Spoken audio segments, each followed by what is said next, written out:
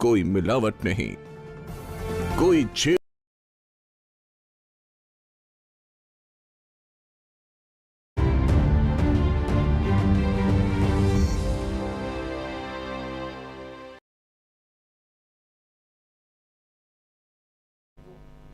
नमस्कार, news point लेकर हाजिर हूं मैं राजीव। दोस्तों, जम्मू कश्मीर और हरियाणा दोनों ही चुनावी राज्यों में कांग्रेस बीजेपी पर भारी पड़ती हुई दिखाई दे रही है। आपको बता दूं कि आज राहुल गांधी की जम्मू में 2 रैलियां थीं, लेकिन आंधी तूफान के कारण ये दोनों ही रैलियां आज नहीं हो पाईं। वहीं कल राहुल गांधी ने हरियाणा में जो रैलियां की थी, वहां भी 2 रैलियां हरियाणा में की थी कल राहुल गांधी ने, उसका असर देखकर बीजेपी थोड़ा और घबरा गई है। पहले से तो घबराई हुई है ही, लेकिन अब थोड़ा और घबरा गई है बीजेपी। इसीलिए आज अमित शाह रेवाड़ी की अपनी रैली में राहुल गांधी पर ही हमला बोलते हुए नजर आए। खासकर जिस तरह ऐसे सवाल जनता से के बीच पूछकर अमित शाह ने राहुल गांधी का मजाक बनाने की कोशिश की, उसमें कहा जा सकता है कि अमित शाह जो हैं वो कहीं ना कहीं राहुल गांधी को घेरते घेरते खुद घिर गए। हालांकि कह क्या रहे थे जरा वो बता दूं आपको। कह रहे थे, पूछ रहे थे अमित शाह कि क्या राहुल बाबा आप एमएसपी का पूरा मतलब जानते हैं? क्या आप खरीफ की फसलें बता सकते हैं?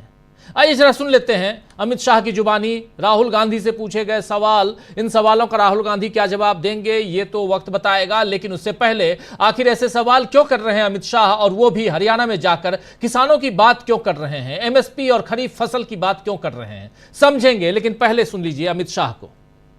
राहुल बाबा को अभी किसी एनजीओ ने पकड़ा दिया है कि एमएसपी बोलने से वोट मिल जाएंगे।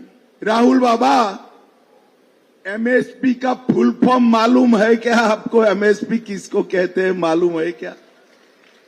खरीफ का क्रॉप कौन सा है, रबी का कौन सा है, कुछ मालूम है क्या? भाइयों बहनों, मैं आज यहां से इस मंच से सवाल पूछना चाहता हूं। पूरे देश भर में कांग्रेस की सरकारें जो चल रही है वो एमएसपी के नाम पर किसानों के सामने झूठ बोलने का बंद करिए। भारतीय जनता पार्टी हरियाणा की सरकार मिनिमम सपोर्ट प्राइस पर। तो सुन रहे थे आप अमित शाह को। दरअसल बीजेपी समझ ही नहीं पा रही है कि राहुल गांधी पर निशाना साधने का उसका दांव अब काम नहीं आने वाला है, क्योंकि राहुल अब जनता के बीच जाकर उसके मुद्दों की बात करते हैं। तो जनता खुद देख लेती है कि कौन सा नेता मुद्दों की समझ रखता है और कौन सा नेता हवा हवाई बातें करता है। बीजेपी और खासकर नरेंद्र मोदी या अमित शाह को राहुल से डर क्यों लग रहा है, और क्यों चुनाव में एमएसपी के फुल फॉर्म को सबसे जरूरी सवाल अमित शाह ने बनाया है, यह समझने के लिए आइए सबसे पहले इस वीडियो को देखिए जो आज राहुल गांधी ने जारी किया है। जरा इस वीडियो को देखते हैं, उसके बाद इस चर्चा को बढ़ाएंगे। इस वीडियो को राहुल गांधी ने जारी किया है और इस वीडियो में आप अभी छोटा सा आप दूसरे साइड इस विंडो में देख रहे हैं, विजुअल के साथ अभी आपके सामने हम हैं, और इसमें बातें क्या हो रही है ये भी आप तक हम पहुंचाएंगे। लेकिन इस वीडियो में आप जो देख रहे हैं, बता दूं कि ये वीडियो 2 दिन पहले का है, 2-3 दिन पहले का, जब राहुल गांधी जम्मू में थे और वहां के एंटरप्रेन्योर्स से, प्रोफेशनल्स से राहुल गांधी ने मुलाकात की, बात की। 8 मिनट का ये वीडियो है, लेकिन उसका एक छोटा सा हिस्सा आपके सामने हम लगभग 2 मिनट का पेश कर रहे हैं। जरा सुनिए, इससे साफ समझ में आ जाएगा कि आखिर बीजेपी को चोट कहां तक लगी है। सुनिए जरा। जिन्होंने रजिस्ट्रेशंस लिए, they were not aware कि क्या कॉम्प्लिकेसी है और क्या complication they will face. Recently they received like notices, GST notices of around like 60 lakh, 80 lakhs. So they were like fully devastated कि वो उसको कैसे पूरा करें, because उनकी पूरी कैपिटल सिर्फ उस GST नोटिस के like waste tax, interest, penalty उसको पे करने में खत्म हो जाए। They were fully devastated. We have to find a solution जिससे हम like उनको किसी तरीके से help करें। आपने पता नहीं ये देखा अन्नपूर्णा वाला, देखा आपने कोयम्बटूर में? Did you see that? The guy is telling the minister that the GST is different for the bun and different for the cream.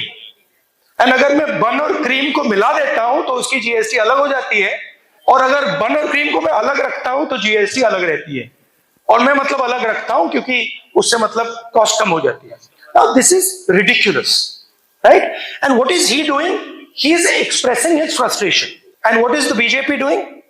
The BJP is calling him to a hotel, making him apologize, insulting him, and then viraling the video. Instead of saying, you are right. Actually, this is a foolish idea. This GST on buns and on cream, let's fix it, right? So it's the same idea कि भैया मुझे मालूम है, I know everything, please don't comment, you don't know anything. And this is the central thing in the culture of the BJP, and it's a difference between us and them. We are happy to come here, we are happy to listen to you, we are even happy sometimes when you're angry and you get angry at us and shout at us, we are happy to do that, it's our job. So the first thing, if statehood comes back, which we are already fighting for, and which we have been putting pressure on, and I'm confident that we will be able to force the government to give you statehood. We will run a government that is in the interest of the people of Jammu and Kashmir. Outside interference will be reduced. Jammu and Kashmir will decide its vision through its own assembly. And finally, if we come to power in India at the national level, we will remove this GST and change it. Right? I'd like to thank all of you. I'm sorry I could not spend more time with you. तो सुन रहे थे आप। यहां पे आपको बता दूं कि राहुल गांधी ने अभी जम्मू के प्रोफेशनल से मुलाकात की थी और उनसे उनकी समस्याओं को समझा था। और इसी क्रम में एक महिला ने जब जीएसटी, अभी आप देख रहे थे, जीएसटी की दिक्कतें बताई, तो राहुल गांधी ने भी बता दिया कि बीजेपी किस तरह जीएसटी के जरिए व्यापारियों को परेशान कर रही है। और इसमें उन्होंने तमिलनाडु के कोयम्बटूर में घटे हुए प्रकरण की याद भी दिला दी। वो जो तस्वीर आप देख रहे थे, इस तस्वीर में दरअसल जीएसटी को लेकर एक सवाल पूछा गया था, और सवाल पूछा था कोयम्बटूर में निर्मला सीतारमण से। लेकिन बाद में क्या हुआ, उसी तस्वीर में आपने देखा कि बाद में, और आप जानते भी इस प्रकरण को, क्योंकि उन्होंने कहा था कि एक बन है, यानी जो ब्रेड है, ब्रेड पे जीएसटी कुछ और है, और उस पर जो क्रीम हम लगा रहे हैं उस क्रीम की जीएसटी कुछ और है, और इन दोनों को मिलाकर बेचा जाए तो कुछ और बन जाता है। और ऐसे ये जो मुश्किल घड़ी हो जाती है, क्योंकि इस पे तकलीफ बढ़ती है हम जैसे व्यापारियों को, और ये सवाल पूछने वाले को बाद में होटल में बुलाया जाता है और ये माफी मांगते हैं निर्मला सीतारमण से। इस प्रक्रिया को राहुल गांधी यहां बता रहे थे और कह रहे थे कि हमारी सरकार, इंडिया की सरकार अगर आती है केंद्र में, तो हम सबसे पहले ऐसे जीएसटी को हटा देंगे। ये बात यहां राहुल गांधी कह रहे हैं। राहुल गांधी की यही जवाब बीजेपी की मुसीबत बन रहे हैं। उधर कल आपने देखा कि हरियाणा में एक ही मंच पर हुड्डा और सैलजा, कुमारी सैलजा, दोनों को साथ लाकर राहुल गांधी ने कांग्रेस में फूट पड़ने की आशंकाओं को भी बेकार कर दिया है। और आज हरियाणा कांग्रेस ने एक साथ 13 नेताओं को, जी हां, हरियाणा कांग्रेस ने एक साथ 13 नेताओं को 6 साल के लिए निष्कासित कर दिया है, जिससे बीजेपी और कांग्रेस में फूट डालने वाले सभी को कड़ा संदेश चला गया है। ये आप देख रहे हैं 13 नेताओं के नाम हैं। दरअसल हरियाणा कांग्रेस प्रदेश अध्यक्ष उदय भान ने अपने आदेश में लिखा है कि चुनाव के बीच कई नेताओं ने पार्टी का अनुशासन तोड़ा है और अब बागी चुनाव लड़ रहे हैं। ऐसे में अनुशासनहीनता करने के लिए 13 बागियों को पार्टी से 6 साल के लिए निष्कासित किया जाता है। ये इन्होंने लिखा है इस चिट्ठी में, जो चिट्ठी आपके सामने हम स्क्रीन पर रख रहे हैं। दरअसल कांग्रेस अपना घर संभाल रही है दोस्तों, लेकिन बीजेपी क्या करेगी ये पता नहीं है। अभी तो खबर यह है कि पंजाब बीजेपी अध्यक्ष सुनील जाखड़ ने कथित तौर पर 15 अक्टूबर को होने वाले पंचायत चुनाव से पहले, जी हां, 15 अक्टूबर को पंजाब में पंचायत चुनाव है, उससे पहले पंजाब के बीजेपी के अध्यक्ष जाखड़ साहब, नाम सुना होगा, पहले कांग्रेस में थे, बीजेपी में चुनाव से पहले चले गए थे, उन्होंने इस्तीफा दे दिया है। हालांकि इसकी कोई आधिकारिक पुष्टि नहीं हुई है। भाजपा इस इस्तीफे का खंडन कर रही है और हरियाणा विधानसभा चुनाव अब अपने अंतिम चरण पर पहुंचने को ही आप जानते हैं, लेकिन सुनील जाखड़ एक दिन भी भाजपा के लिए चुनाव प्रचार करने हरियाणा नहीं पहुंचे, जबकि हरियाणा में जाट समुदाय के जाखड़ों की अच्छी खासी आबादी है। जाट समुदाय में जाखड़ हैं और उनकी आबादी अच्छी खासी हरियाणा में है। उनके पिता, सुनील जाखड़ के पिता बलराम जाखड़ का प्रभाव क्षेत्र हरियाणा और पंजाब दोनों में था। खासतौर पर हरियाणा पंजाब सीमा पर जाखड़ों के गांवों से इस परिवार का सीधा संबंध रहा है, संपर्क रहा है, और इसके बावजूद भाजपा ने सुनील जाखड़ का इस्तेमाल इस चुनाव में, हरियाणा के चुनाव में नहीं किया। समझा जाता है कि हरियाणा चुनाव की वजह से भाजपा ने उनका इस्तीफा स्वीकार नहीं किया है, बल्कि खंडन कर दिया है और चुनाव के बाद उनके इस्तीफे को स्वीकार कर लिया जा रहा है। कहा जा रहा है कि पंजाब चुनाव के बाद सुनील जाखड़ पार्टी में खुद को, पंजाब के विधानसभा चुनाव के बाद सुनील जाखड़ अपनी इस भाजपा में खुद को अलग थलग महसूस कर रहे हैं। इसके बाद हरियाणा चुनाव में भी उन्हें पूछा नहीं गया, तवज्जो नहीं दी गई। इन वजहों से उन्होंने भाजपा से किनारा करना शुरू कर दिया है। आप जानते हैं कि सुनील जाखड़ ने मई 2022 में कांग्रेस से इस्तीफा दे दिया था और कांग्रेस छोड़कर भाजपा में चले गए थे, लेकिन अब बीजेपी से नेता किनारा करने लगे हैं, ये आप जान लीजिए। और उधर बीजेपी कर्नाटक में सिद्धारमैया को भी घेर रही है। मूडा यानी मैसूर शहरी विकास प्राधिकरण मामले में उसने इस्तीफा मांगने की कोशिश की है। मांग रही है, कह लें किनसे, तो सिद्धारमैया जो मुख्यमंत्री हैं उनसे। लेकिन मल्लिकार्जुन खड़गे जो कांग्रेस पार्टी के अध्यक्ष हैं, खड़गे साहब ने जवाब दिया है कि क्या गोधरा के वक्त नरेंद्र मोदी ने इस्तीफा दिया था। यानी अब कांग्रेस बीजेपी के किसी भी दबाव में नहीं आ रही है और हरियाणा या महाराष्ट्र या पंजाब में चल रही उथल पुथल से वो ध्यान भी नहीं भटका रही है। इधर आज स्टालिन की सोनिया गांधी से मुलाकात हुई है, जिससे समझ आता है कि न केवल कांग्रेस बल्कि इंडिया गठबंधन भी मजबूत है और बीजेपी अभी दक्षिण में खाता नहीं खोल पाएगी। उत्तर, दक्षिण, पूरब, पश्चिम चारों दिशाओं में घिर रही बीजेपी अब क्या करेगी और क्या चुनाव से पहले बीजेपी के खेल का पर्दाफाश हो गया है। राहुल गांधी के उस बयान को भी आपने देखा, आपने अमित शाह के बयान को भी देखा, सुना। एमएसपी पर बात अपनी रख रहे थे। अमित शाह कह रहे थे कि राहुल बाबा को एमएसपी का फुल फॉर्म पता नहीं, राहुल बाबा को ये नहीं पता कि खरीफ की फसलें और रबी की फसलें जो क्रॉप हैं वो क्या होती हैं, ये नहीं पता, और वो चले हैं एमएसपी की बात करने। उनको तो कोई पकड़ा देता है चिट एनजीओ वाला और कहता है एमएसपी करो तो आपको वोट मिल जाएगा। क्या यही सच है या ये डर है? ये बीजेपी का डर है या सच है? क्या राहुल गांधी इतने अनपढ़ गंवार हैं या बीजेपी उनको ऐसा समझकर भूल कर रही है? इन सब से और बीजेपी के इस खेल से आइए आज पर्दा हटाने की कोशिश करते हैं, पर्दाफाश करने की कोशिश करते हैं। हमारे साथ कुछ वरिष्ठ साथी जुड़े हुए हैं, पहले उन सबसे आपका परिचय करवाता हूं और आगे बढ़ते हैं। जरा स्क्रीन पर ले आइए हमारे तमाम साथियों को। देखिए 5 वरिष्ठ साथी जुड़े हुए हैं हमारे साथ। सुनील शुक्ला जी हैं, संजय कुमार सिंह साहब हैं हमारे साथ, प्रेम कुमार जी हैं, हेमंत कुमार जी हैं और साथ में अमलेंदु उपाध्याय जी हैं। आप सभी का स्वागत है, इस्तकबाल करता हूं और आप तमाम दोस्त साथी शुभचिंतक आप सबका भी स्वागत करता हूं, इस्तकबाल करता हूं। जो जुड़ चुके हैं उनका भी, जो जुड़ने वाले हैं उनका भी। सीधा आना चाहता हूं प्रेम कुमार जी आपके पास। कैसे देखा जाए प्रेम कुमार जी, राहुल गांधी को आपने सुन लिया, अमित शाह को भी सुन लिया और बहुत सारी खबरें हैं। इन खबरों के बीच और भी बहुत सारी खबरें हैं जिसका धीरे धीरे हम इस चर्चा के दौरान सामने लेके आएंगे ही। पहली प्रतिक्रिया आपकी।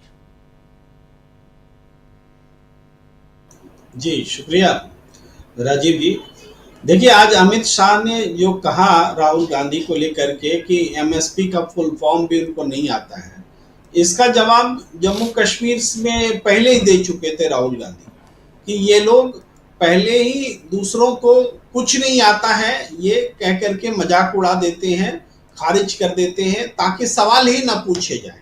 और इसके उदाहरण में उन्होंने वो जो निर्मला सीतारमण के साथ जो कारोबारी ने पूछा था, होटल के कारोबारी ने वो बन बेचने वाला का उदाहरण दिया था कि बन बेचने की एमएसपी और उसमें अगर कुछ क्रीम लगा दे तो उसकी क्षमा कीजिए जो उसमें क्रीम लगा दे तो उसकी जीएसटी, बन बेचने की जीएसटी और क्रीम लगा दे सब अलग अलग हो जाते हैं और बड़ा कॉम्प्लिकेटेड हो जाता है। तो उसके बाद में उनको जाके माफी मांगनी पड़ी थी, ये हालात बना और उस माफी पर गर्व किया गया था कि निर्मला सीतारमण से माफी मांग रही है सवाल पूछने वाला। बताइए ये जो थी बात, ये तो शर्म की बात थी ना कि आपसे जो सवाल पूछ रहा है उसको आप माफी मांगने के लिए अपने कमरे में बुलवा के माफी मांग रहे हैं, लेकिन उस उदाहरण को रखा गया। तो अमित शाह जो बोल रहे हैं मखौल उड़ाने की कोशिश कर रहे हैं राहुल गांधी का, दरअसल ये अब पुरानी बात हो गई जब वो लोग पप्पू बोल करके मखौल उड़ाते थे कि इनको तो आलू इधर से डालो सोना उधर से निकलेगा, ऐसे व्यक्ति को एमएसपी का क्या पता। लेकिन अब हालात बदल चुके हैं, लोग जान चुके हैं कि राहुल गांधी और नरेंद्र मोदी और अमित शाह के मुकाबले राहुल गांधी ज्यादा पढ़े लिखे, कहीं ज्यादा समझदार, कहीं ज्यादा जनता से कनेक्ट करने वाले। आपको ध्यान नहीं आता कि नरेंद्र मोदी जी को भाषण में बोलना पड़ता है कि हमने पूरे देश में भ्रमण किया है, अमेरिका में भी बोल रहे थे, हमने जगह जगह संघ का कार्यकर्ता रहते हुए पूरे देश में भ्रमण किया है। ये बातें उनको क्यों बोलनी पड़ रही है? इसलिए कि राहुल गांधी ने जो कर दिखाया वो अनपैरेलल है। ऐसा दुनिया में किसी व्यक्ति ने नहीं किया। कभी कोई देश खोज लेता था, कोई वास्को डिगामा हो जाता था, वो सब तो अलग मैटर था, लेकिन राजनीतिक मकसद से पूरे देश की लंबाई को, चौड़ाई को मापना और राजनीतिक संदेश देना, यूनिफाई करना, ये एक बड़ी बात थी जो राहुल गांधी ने कर दिखाया। अभी पूरे देश में इसके बावजूद कि चुनाव का माहौल है, हरियाणा और जम्मू कश्मीर, लेकिन इन दोनों जगहों पर भारतीय जनता पार्टी जिस तरीके से चुनाव प्रचार कर रही है उसमें उनकी बेचैनी सामने दिख रही है जी। वो ये भी तय नहीं कर पा रहे। पहले 2 चरण में नरेंद्र मोदी और अमित शाह ने प्रचार किया, तीसरे चरण में जम्मू कश्मीर में योगी आदित्यनाथ को उन्होंने भेजा। अब योगी आदित्यनाथ उनको वोट दिलाएंगे कि वोट उनका बिगाड़ेंगे, ये बड़ी बात है। ये उनके इंटरनल पॉलिटिक्स से भी जुड़ा हुआ मसला है। योगी आदित्यनाथ का इस्तेमाल पहले नहीं कर रहे थे कि भाई नंबर 2 की लड़ाई है, अमित शाह से कहीं भारी न पड़ जाए, और अब जब अमित शाह को भी कोई नहीं, वो नहीं चल रहे हैं, न उनकी सभाओं में भीड़ हो रही है, न नरेंद्र मोदी की सभाओं में भीड़ हो रही है। देखिए, भीड़ को 2 तरीकों से आंका जाता है। एक ये कि जैसे नरेंद्र मोदी आज सभा कर रहे हैं तो उनकी सभा में भीड़, और उनके स्पर्धी राहुल गांधी जो सभा कर रहे हैं उनकी सभा में भीड़ किसकी ज्यादा है, तो हम ऐसे एक तरीका से भीड़ मापते हैं। दूसरा ये तरीका होता है कि नरेंद्र मोदी आज सभा कर रहे हैं उसमें कितनी भीड़ आई, और 10-11 साल पहले जब 2014 में सभा कर रहे थे उस समय कैसी भीड़ आती थी। तो तब लाखों की भीड़ आती थी, आज हजारों की भीड़ आ रही है। हजारों में भी डबल डिजिट में भी नहीं पहुंच रहा है, माने भीड़ नहीं पहुंच रही है। तो आप समझिए कि पॉपुलैरिटी कहां पर गिर गई है। तो ये जो बेचैनी है नरेंद्र मोदी जी की कि पहले हमारी सभा में भीड़ आती थी और आज हमें पंडाल छोटे बनाने पड़ रहे हैं, मैदान छोटा सोचना पड़ रहा है और वहां भी भीड़ नहीं जुट रही है, तो इसका दबाव जो आ रहा है वो दबाव का खींच कहां निकलेगी। आप हरियाणा में देखिए, नरेंद्र मोदी ने लगातार आक्रमण किए, कांग्रेस ऐसी है, राहुल ऐसे हैं, कांग्रेस को तो ऐसे कि कांग्रेस आ जाएगी तो हरियाणा खत्म हो जाएगा। उनका पूरा कैंपेन जो नेगेटिव कैंपेन था। तब जबकि 10 साल की सरकार है, आप बोलते कि हमने हरियाणा में वो काम कर दिया, जो काम गिनाते, जो काम कभी हुआ नहीं उसको गिनाते, लेकिन आप काम नहीं गिना पा रहे, आप निगेटिव बात कर रहे हैं। राहुल गांधी ने पूरे तरीके से पॉजिटिव बात की। एक बार भी नरेंद्र मोदी की आलोचना उस रूप में नीतिगत तो कर ही रहे, लेकिन वही व्यक्तिगत आलोचना करने नहीं गए। जैसे आज अमित शाह कर रहे हैं कि एमएसपी का फुल फॉर्म नहीं मालूम है राहुल गांधी को, इस तरह की आलोचना कभी राहुल गांधी ने नहीं की। नीतिगत आलोचना तो जरूरी है, चुनाव में नहीं होगा तो कब होगा। तो उस हिसाब से हम देखें तो पूरे चुनाव के दौरान कांग्रेस की तरफ से अकेले राहुल गांधी सब पर भारी पड़ रहे हैं, और भारतीय जनता पार्टी की जो भी बैटरी नरेंद्र मोदी और अमित शाह की है, और उसमें योगी भी मान ले, तो उनके इधर में फ्रस्ट्रेशन दिख रहा है। वो कोई मैसेज बीजेपी के लिए कोई एक ऐसा कोई ये पैदा नहीं कर पा रहे, उभार पैदा नहीं कर पा रहे जो बीजेपी की चुनावी नैया को आगे ले जा सके। आगे उनको महाराष्ट्र और दूसरे प्रदेशों में भी लड़ना है। जब यहीं पर हवा निकल जाएगी तो आगे क्या होगा, ये बड़ी बात। बिल्कुल, ये एक डर है, एक भय ये साफ दिखाई दे रहा है कि एक तरफ राहुल गांधी जो अपनी बात बड़ी मुस्तैदी के साथ रख रहे हैं, एक चुनौती पेश कर रहे हैं, चाहे वो जीएसटी के मामले पे ये पूछे गए सवाल का जवाब उन्होंने जिस प्रकार दिया और जो एग्जाम्पल्स दिए उन एग्जाम्पल्स को आपने देख लिया, और साफ साफ अब उनके पास कहने के लिए, बताने के लिए, दिखाने के लिए बहुत कुछ है। लेकिन दूसरी तरफ आज भी अगर फोकस्ड होकर बीजेपी और बीजेपी के ऐसे नेता, चाहे नरेंद्र मोदी हों या अमित शाह हों, ये अगर व्यक्ति विशेष को टारगेट करें तो फिर क्या राजनीति आज की बहुत आगे तक चल पाएगी? बड़ा सवाल है। जरा अमलेंदु जी आपके पास आना चाहता हूं जल्दी से, फिर आता हूं, आगे बढ़े हमारे तमाम साथियों के बीच। अमलेंदु जी कैसे देखते हैं, अगर यहां एमएसपी का सवाल पूछा जाता है, रबी और खरीफ फसलों का सवाल पूछा जाता है, तो जरा बीजेपी के नेताओं से ही पूछ लेते हैं कि कितने लोग, नाम बता भी दें लेकिन इसकी चाहत कितने लोग रखते हैं कि हाँ एमएसपी आनी चाहिए। और अब हरियाणा जबकि लगभग आधा पैक हो चुका है, ऐसे में चाहे हरियाणा हो या जम्मू कश्मीर हो, जो रणनीति और जिस रणनीति के साथ इस बार राहुल गांधी मैदान में उतरे हैं उसको किस रूप से देखा जाए, और क्या यही सबसे बड़ी परेशानी का कारण है बीजेपी के लिए कि वो इन रणनीतियों का काट उनके पास नहीं मिल पा रहा है? राजीव जी, जो असल में अमित शाह आज कह रहे हैं, इसी को अगर मुहावरे में कहा जाए तो कहा जाता है अपने पैरों को कुल्हाड़ी मारना। तो अमित शाह अपने पैरों को कुल्हाड़ी मार रहे हैं, भारतीय जनता पार्टी के पैरों को कुल्हाड़ी मार रहे हैं। यानी एमएसपी के मुद्दे पर राहुल गांधी ने जो सवाल उठाए, उन सवालों में खुद घिरते हुए नजर आ रहे हैं। राहुल गांधी से एमएसपी का अर्थ पूछ रहे हैं, लेकिन एमएसपी का जो सवाल है, राहुल गांधी कह रहे हैं कि हम लीगल गारंटी देंगे, अमित शाह उस पर गायब हो जा रहे हैं कि लीगल गारंटी बीजेपी देगी कि नहीं देगी। यानी कि राहुल गांधी ने जो सवाल उठाया एमएसपी का, राजीव जी, वो बीच चुनाव में, और हरियाणा का चुनाव एकदम सिर पर है, और आप तब जाकर कह रहे हैं कि राहुल गांधी एमएसपी का मतलब नहीं जानते। चलिए, राहुल गांधी नहीं जानते, पर जिस किसान को संबोधित किया जा रहा है वो किसान तो जानता है ना एमएसपी का सवाल। वो किसान तो जानता है कि एमएसपी की लीगल गारंटी का मतलब क्या है। और राहुल गांधी उसको वादा कर रहे हैं कि एमएसपी की लीगल गारंटी हम देंगे, कांग्रेस उसको वादा कर रही है लीगल गारंटी देंगे। दूसरी बात राजीव जी ये है कि अमित शाह से ज्यादा पढ़े लिखे भारतीय जनता पार्टी में प्रधानमंत्री नरेंद्र मोदी हैं, और अमित शाह से ज्यादा पढ़े लिखे नहीं बल्कि सबसे ज्यादा भारतीय जनता पार्टी में पढ़े लिखे नरेंद्र मोदी हैं। नरेंद्र मोदी से अगर एमएसपी का कुछ पूछा जाएगा कि एमएसपी क्या होती है, तो नरेंद्र मोदी मछली, मटन और मंगलसूत्र से कुछ बता देंगे। और राजीव जी, आप पहली तारीख निकल जाने दीजिए, 1 अक्टूबर, उसके बाद जब मोदी जी की सभा होगी तो एमएसपी का मतलब जरूर बताया जाएगा, और यही बताया जाएगा। 1 अक्टूबर के बाद मछली, मंगलसूत्र, मटन पे आया जाएगा हरियाणा चुनाव में। बस कश्मीर का चुनाव 1 तारीख को निकल जाने दीजिए। 5 तारीख जो हरियाणा का चुनाव करवाया गया है, रखवाया गया है, वो रखवाया इसीलिए गया है कि भाई 1 अक्टूबर तक, जब तक कश्मीर का चुनाव है, तब तक मछली, मंगलसूत्र, मटन पे बात नहीं की जा सकती है। तो 1 के बाद बात की जाएगी। तो एमएसपी के सवाल जो पूछा जाते कह रहे हैं कि राहुल गांधी जानते हैं कि नहीं जानते हैं, तो ये 1 तारीख के बाद की तैयारी है मछली, मंगलसूत्र, मटन पे आने की राजीव जी। तो भारतीय जनता पार्टी उसी पर जाएगी, और इसके अलावा उसका कोई काम भी नहीं है। तो हरियाणा में उसको ये करना है, तो इसलिए एमएसपी पे इस तरीके से घेरने की बात की जा रही है।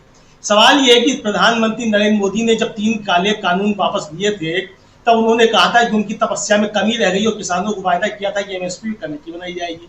कमेटी बनी, उस कमेटी का अब तक क्या परिणाम निकला है, अमित शाह को ये बताना चाहिए था। भाई कमेटी एमएसपी पे प्रधानमंत्री ने बनाई है, राहुल गांधी नहीं जानते एमएसपी, चलिए हमने मान लिया राहुल गांधी नहीं जानते एमएसपी क्या है।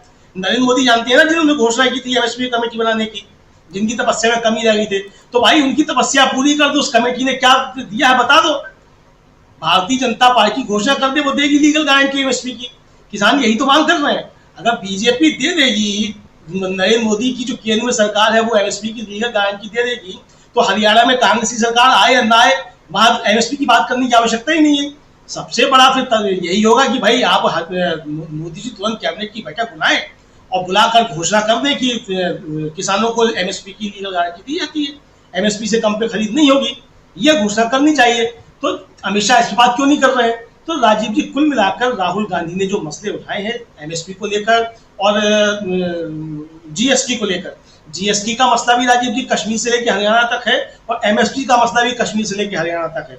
जो शकील जी बता रहे थे कि सेब यहाँ आ रहा है और चीन का सेब आ रहा है, हिमाचल का, कश्मीर का सेब जो है वो बिकने के लिए मोहताज है, और चीन का सेब यहाँ जो बिक रहा है, तो ये सारा किस तरीके से कमर तोड़ी जा रही है यहाँ के किसानों की, इसको सब समझा जा सकता है। जो राहुल गांधी अडानी टैक्स की बात कर रहे थे राजीव जी, वो किसानों पर अडानी टैक्स किस तरीके से भारी पड़ रहा है ये देखा जा सकता है। यानी जो बाहर से सामान आ रहा है, जो फसलें आ रही हैं बाहर से भी, चीन से जो आ रही है, वो किसके जरिए आ रही है और किस रास्ते से आ रही है, इससे किसानों की किस तरह कमर तोड़ी जा रही है। बहुत सारे मसले ऐसे हैं जिस पर भारतीय जनता पार्टी जबरदस्त तरीके से घिरी हुई है। राहुल गांधी जो सवाल उठा रहे हैं, उन सवालों का एक भी जवाब भारतीय जनता पार्टी के पास नहीं है। तो इसलिए अमित शाह को इस तरह की बातें करनी पड़ रही हैं। हालांकि मुझे नहीं मालूम कि अमित शाह भी एमएसपी का मतलब जानते हैं कि नहीं जानते हैं। अमेरिका में जाकर के एआई का मतलब तो बता देते हैं नरेंद्र मोदी, अमेरिका, इंडिया। अब यहाँ आके क्या बताएंगे ये देखना होगा। तो इसी तरीके से 1 तारीख के बाद एमएसपी का जो है ये मछली मंगलसूत्र मटन से कुछ ना कुछ राजीव जरूर निकालेंगे। हमको ये आशा है और ये आशा हमारी नरेंद्र मोदी पूरी करेंगे 1 अक्टूबर के बाद। जी, लेकिन एक बात बताऊं, अमेरिका में अमेरिकन्स अमेरिका बोलने से पहले यूनाइटेड स्टेट्स बोलते हैं, यूएस ज़्यादा बोलते हैं, अमेरिका कम बोलते हैं। खैर, लेकिन ये नरेंद्र मोदी को अपना वो एआई का मतलब बताना था, उन्होंने अमेरिका और इंडिया बता दिया था। लेकिन यहाँ एमएसपी का मतलब कितनों को बीजेपी और इन दलों के नेताओं को पता है, ये तो आने वाला वक्त बताएगा। इसका मतलब पता हो या ना पता हो, लेकिन कम से कम हरियाणा के किसान, पंजाब के किसान जो आज तक आंदोलित हैं, उनका आंदोलन कैसे आप खत्म करें, उनके दुखती रग पर कैसे आप हाथ रखें, या फिर से आप अपनी नेता सांसद कंगना रनौत की बात मानेंगे, ये भी एक बड़ा सवाल है। क्योंकि चुनाव के वक्त कंगना रनौत ने ये डिमांड तो रखी दी है, बाद में हालांकि उन्होंने सफाई भी दी, लेकिन डिमांड तो रखी है। और ये बात इसी पर राहुल गांधी ने एक वीडियो भी जारी किया था, आपको याद होगा। अगर याद नहीं हो तो उस वीडियो को हम दिखा देते हैं कि राहुल गांधी ने कैसे कहा था कि प्रधानमंत्री जी, नरेंद्र मोदी जी, आप बदमाशी मत कीजिए। जरा उस वीडियो को ले आइए, जरा जल्दी से देख लेते हैं, और फिर सुनील शुक्ला जी के पास आता हूं और जरा उनसे भी समझता हूं कि कैसे पिछले 2 दिनों में देश की सियासत में एक अलग तरह का परिवर्तन, उबाल वो दिखाई दे रहा है। हालांकि आज राहुल गांधी जम्मू नहीं पहुंच पाए, 2 सभाएं थी राहुल गांधी की जम्मू में, और वहां नहीं पहुंच पाए। लेकिन सबसे इंपॉर्टेंट है कि न पहुंचने पर भी उन्होंने जो 2 सभाएं इससे पहले की थी, उसका वीडियो आज जारी करके सब कुछ कर दिया जितना करना था। और यही काम राहुल गांधी ने अभी से 2 दिन पहले हरियाणा के मामले में भी किया था, जब उन्होंने वीडियो एक जारी किया था। और वो वीडियो था उधर डंकी रूट वाला वीडियो, कैसे हरियाणा के जो युवा हैं, बेरोजगार हैं, वो डंकी रूट से अमेरिका पहुंच जाते हैं और उनका बेटा देव यहां कैसे परेशान होता है। Emotional card. सुनील शुक्ला जी आपके पास आऊं, लेकिन उससे पहले अभी मैंने वादा किया था कि उस वीडियो को दिखाऊंगा, और जब एमएसपी की बात हो तो इस वीडियो को जरूर देखना चाहिए। देखिए जरा। नमस्कार। ये बीजेपी के जो लोग होते हैं, ये आइडियाज को टेस्ट करते रहते हैं। ये किसी से कहते हैं कि आप ये आइडिया पब्लिक में रखिए और फिर रिएक्शन देखते हैं। यही हुआ है। उनके एक सांसद ने किसान कानून, जो काले कानून थे, उनको रिवाइव करने की बात की है। मोदी जी, आप क्लैरिफाई कीजिए, आप इसके खिलाफ हैं या आप फिर से बदमाशी कर रहे हैं? क्या वो किसान के कानून रिवाइव करेंगे या नहीं? और अगर करेंगे तो फिर मैं आपको गारंटी दे रहा हूं कि इंडिया गठबंधन पूरा इनके खिलाफ खड़ा हो जाएगा। 700 लोग शहीद हुए हैं, उनकी याद करनी है, उनकी रिस्पेक्ट करनी है। मोदी जी ने 2 मिनट मौन नहीं रखने दिया था, हम ये कभी नहीं भूलेंगे। धन्यवाद। तो सुनील जी, ये ऐसे वीडियो जारी करके राहुल गांधी दुखती रग को, जो जख्म है, उसको हरा कर देते हैं, ये माना जाए। और इसीलिए आज आपने अमित शाह का बयान सुन लिया। ऐसे ही प्रधानमंत्री नरेंद्र मोदी 3D और क्या D बताने लगते हैं, क्या क्या कहते हैं नहीं समझ में आता, सुनता भी नहीं उतना मैं, लेकिन प्रोग्राम करना होता है इसलिए सुन भी लेता हूं। तो सुनील जी, कैसे देखते हैं आप इन पिछले 2-3 दिनों की इस सियासत को? धन्यवाद राजीव जी। ये राहुल गांधी का ये वीडियो दुखती रग पे हाथ रखना नहीं है, मैं इसको नहीं मानता। मैं संवेदना के स्तर पर लोगों से जुड़ने की कोशिश मानता हूँ। ठीक है, आज एमएसपी की बात उठाई अमित शाह जी ने कि एमएसपी के बारे में नहीं पता होगा राहुल गांधी को। सवाल ये नहीं है कि एमएसपी के बारे में राहुल गांधी को पता है या नहीं पता है, प्रधानमंत्री जी को तो पता है। प्रधानमंत्री जी ने बड़े दावे के साथ अपने पिछली रैली में हरियाणा में कहा कि भारत की सरकार 24 जिन्सों को एमएसपी पर खरीद रही है हरियाणा में। और वहां के पूर्व मुख्यमंत्री और आज के विपक्ष के नेता ये कह रहे हैं कि 24 जिन्स हरियाणा में पैदा ही नहीं होते, खेती ही नहीं होती। तो अमित शाह जी को पहले तो ये बताना चाहिए कि वो जो एमएसपी की बात कही जा रही है 24 जिन्सों पर देने की, वो कौन से 24 जिन्स हैं? या तो वो भूपेंद्र हुड्डा जी की बात का खंडन करें या 24 जो जिन्स हैं उसकी गिनती गिना दें। आपको यह नहीं पता है कि उस राज्य में कितने जिन्स पैदा होती है, कितने फसलें पैदा होती हैं, और आप एमएसपी की बात कर रहे हैं। एमएसपी की बात के प्रति आप कितने गंभीर हैं, इससे भी आपको पता चलता है कि उत्पादन का आपको पता नहीं है और आप एमएसपी की बात कर रहे हैं। किसान एमएसपी को कानूनी गारंटी देने की बात कर रहा है। किसान ये कह रहा है कि वो एमएसपी को कानूनी गारंटी मिले, उसके उपज की कीमत उसको एमएसपी के आधार पर मिले। इस पे आप बात करने के लिए तैयार नहीं है। राहुल गांधी दोनों चीजों को सामने रख दे रहे हैं कि एमएसपी की हम कानूनी गारंटी भी देंगे और जो मोदी सरकार करती चली आ रही है, यानी कारपोरेट को अरबों रुपए देने की जो प्रक्रिया चलाई हुई है, उसको हम बंद करेंगे, उसको हम किसानों को देंगे। अब क्या जवाब है इसका भारतीय जनता पार्टी सरकार के पास? राहुल गांधी ने पूरी की पूरी राजनीति को मुद्दे पर लाके खड़ा कर दिया। उन्होंने बात उठाई, उन्होंने ये जो डंकी रोड का वाला सवाल है, ये छोटा मोटा सवाल नहीं है। ये ऐसा सवाल नहीं है कुछ लोग भाग करके यूएस चले जा रहे हैं, वो लाखों रुपया लोन ले रहे हैं, वो लोग अपने परिवारों से सालों साल दूर हो रहे हैं, वो लोग अपने जीवन को जोखिम में डाल करके अपने देश को छोड़ रहे हैं और एक ऐसे देश में जाने के लिए तैयार हो जा रहे हैं जहां उनका कोई नहीं है, गैर कानूनी रूप से वो जा रहे हैं। सवाल यह है, और इसको संवेदना के स्तर पर राहुल गांधी ने लोगों का मन छुआ है। राहुल गांधी ने नशे की बात उठाई। नशे की बात केवल इतना ही थोड़े मामला है कि आखिर नशे की सामग्री जो है वो आ कहां से रही है? जिस अडानी साहब के पोर्ट से हजारों किलोग्राम नशीले पदार्थ बरामद किए गए, वहां हुआ क्या? यानी कि वहां भी आप कारपोरेट के साथ खड़े हैं, युवाओं को नशे की चीजों की आपूर्ति के कीमत पर, यह मुद्दा है। और यह नशे का रोग फैल क्यों रहा है? स्वाभाविक सी बात है, बेरोजगारी। इन युवाओं के पास कोई काम नहीं है। राहुल गांधी जो मुद्दे उठा रहे हैं वह मुद्दे ऐसे हैं जो समाज के बीच से निकले हुए हैं। भारतीय जनता पार्टी उससे विषयांतर होना चाह रही है, कांग्रेस उसे विषयांतर नहीं होने दे रही है उसको। वह यही बात कर रही है कि नहीं, आप मुद्दों की बात कीजिए। जीएसटी की बात देश के हर राज्य में है, वो जम्मू में भी, हरियाणा में है, उत्तर प्रदेश में भी है और तमिलनाडु में भी है। इस देश का कोई ऐसा राज्य नहीं है जहां जीएसटी का मुद्दा नहीं है।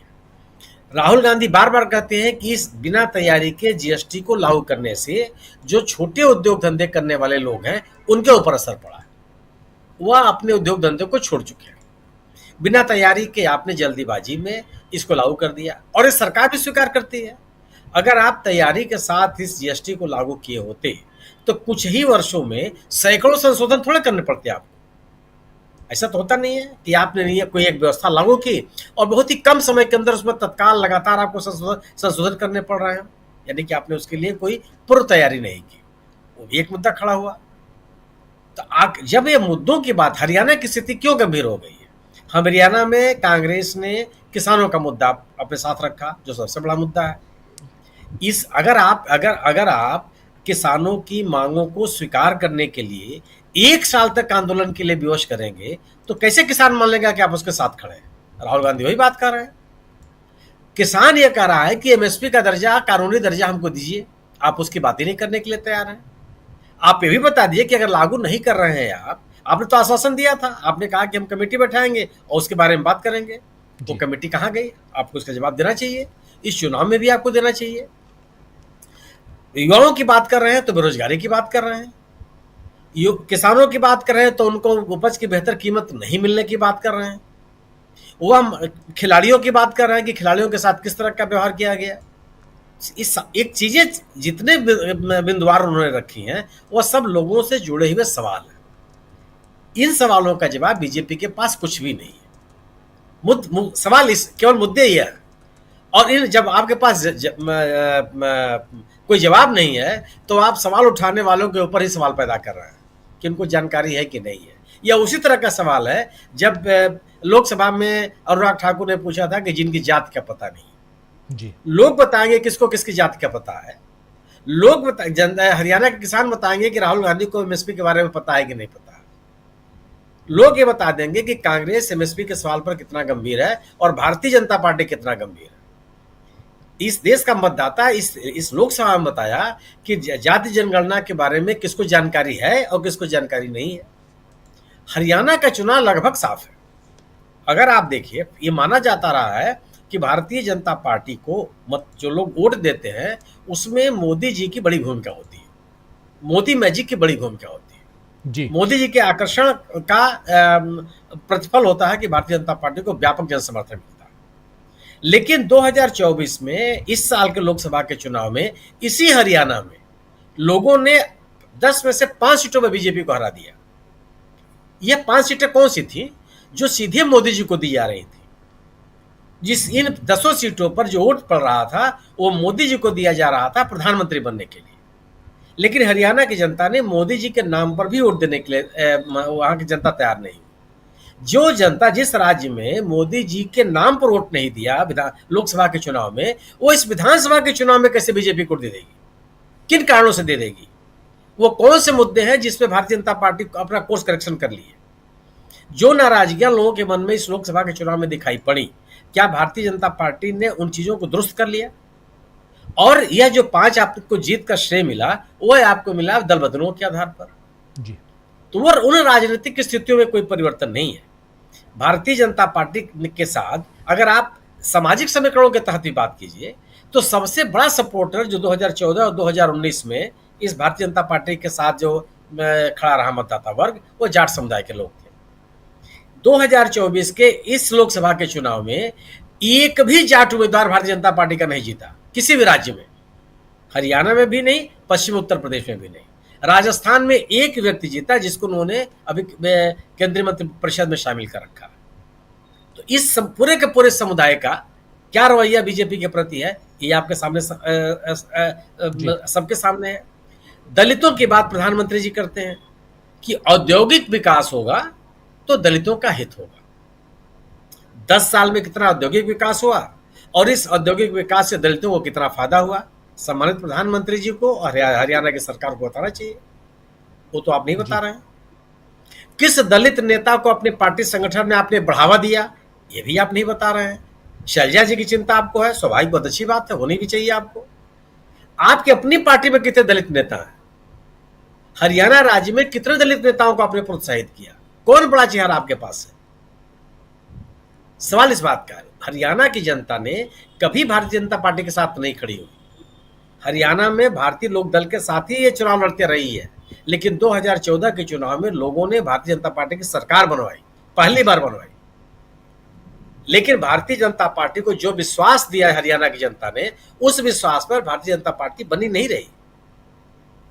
यह स्थिति नहीं बन पाई है। अगर उस विश्वास को कायम रखती तो आज किसी के सामने भारतीय जनता पार्टी के विकल्प के रूप में कोई उभर नहीं पाता।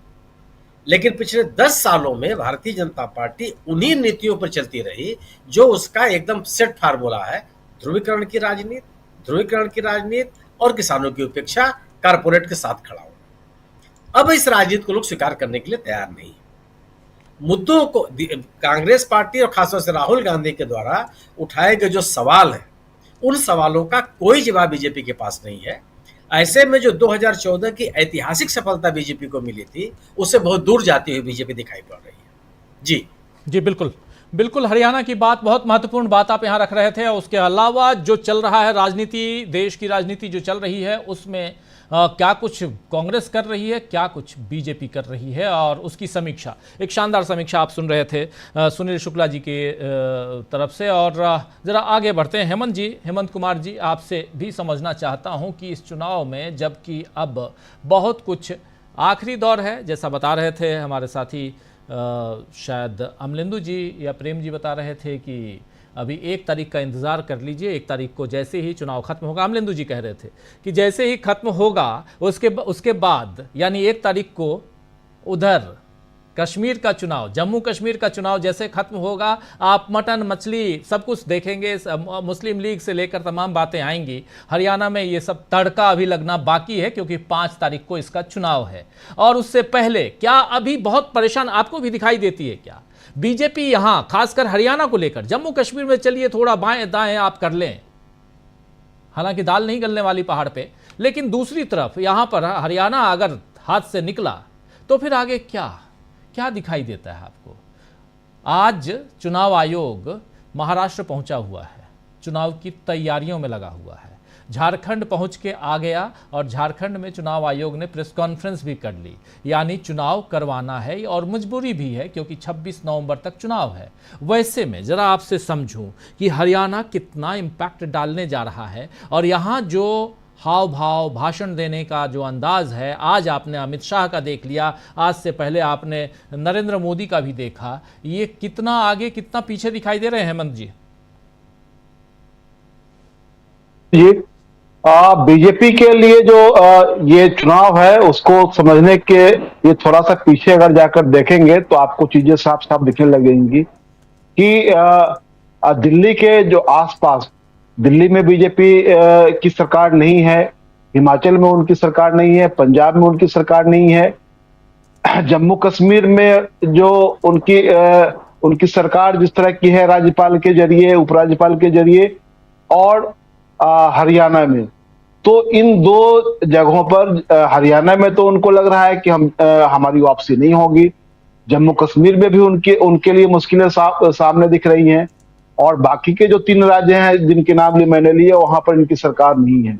तो बीजेपी की बौखलाहट साफ साफ जो दिख रही है, वो संकट वहां दिल्ली के आसपास के जो राज्य हैं उन राज्यों से उनके सफाये का संकट जो है वो साफ साफ दिखाई दे रहा है।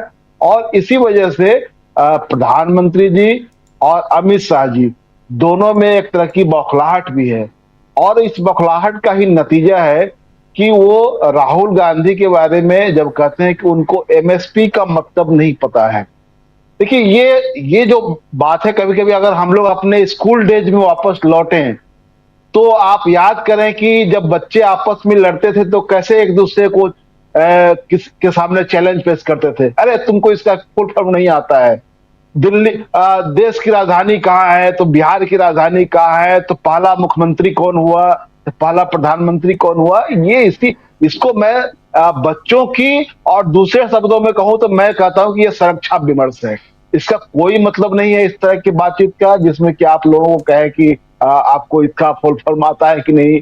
अभी देखते हैं कि बहुत सारा इस सोशल मीडिया के जमाने में बहुत सारे यूट्यूबर्स पहुंच जाते हैं स्कूल में अपना माइक लेकर के और कैमरा लेकर के, और टीचर से पूछते हैं, अच्छा ये बताइए आप ये जनगण मन सुनाइए, आप झंडे में कितने चक्र होता है, उसमें कितनी तीलियां होती है, उसके बारे में बताइए। तो ये सारा जो है ये मुद्दे को भटकाना है, और राहुल गांधी को नॉन सीरियस साबित करने के लिए इनकी तमाम कोशिशें तो बेकार हो चुकी हैं। अब कितना कोशिश करेंगे वो, और ये कह करके वो मुद्दों को भटका नहीं सकते हैं। राहुल गांधी ने या कांग्रेस ने जो चीजें सामने रखी है, खास करके हरियाणा के चुनाव में, चाहे वो विधवा पेंशन का मामला हो, वृद्धा पेंशन का मामला हो, वहां पर ये इंश्योरेंस का मामला हो, रसोई गैस का मामला हो, ये सारे जो जनता से जुड़े हुए मुद्दे हैं, उन मुद्दों पर जो बातचीत हो रही है।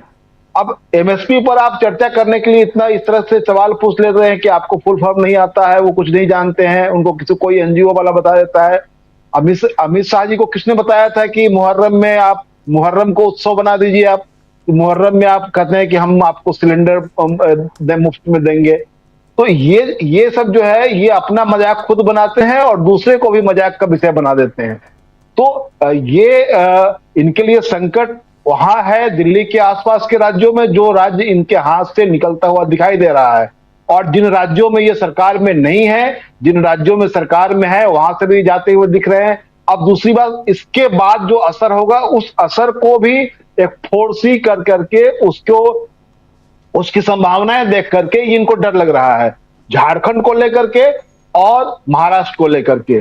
झारखंड में जब चुनाव आयोग की टीम गई थी तो वहां से राजीव जी के हवाले से जो खबरें नेशनल मीडिया में आई, उन्होंने कहा कि लोकल ऑफिशियल से कि आप लोग बिना लोभ मुक्त होकर के और भय मुक्त होकर के काम कीजिए चुनाव में।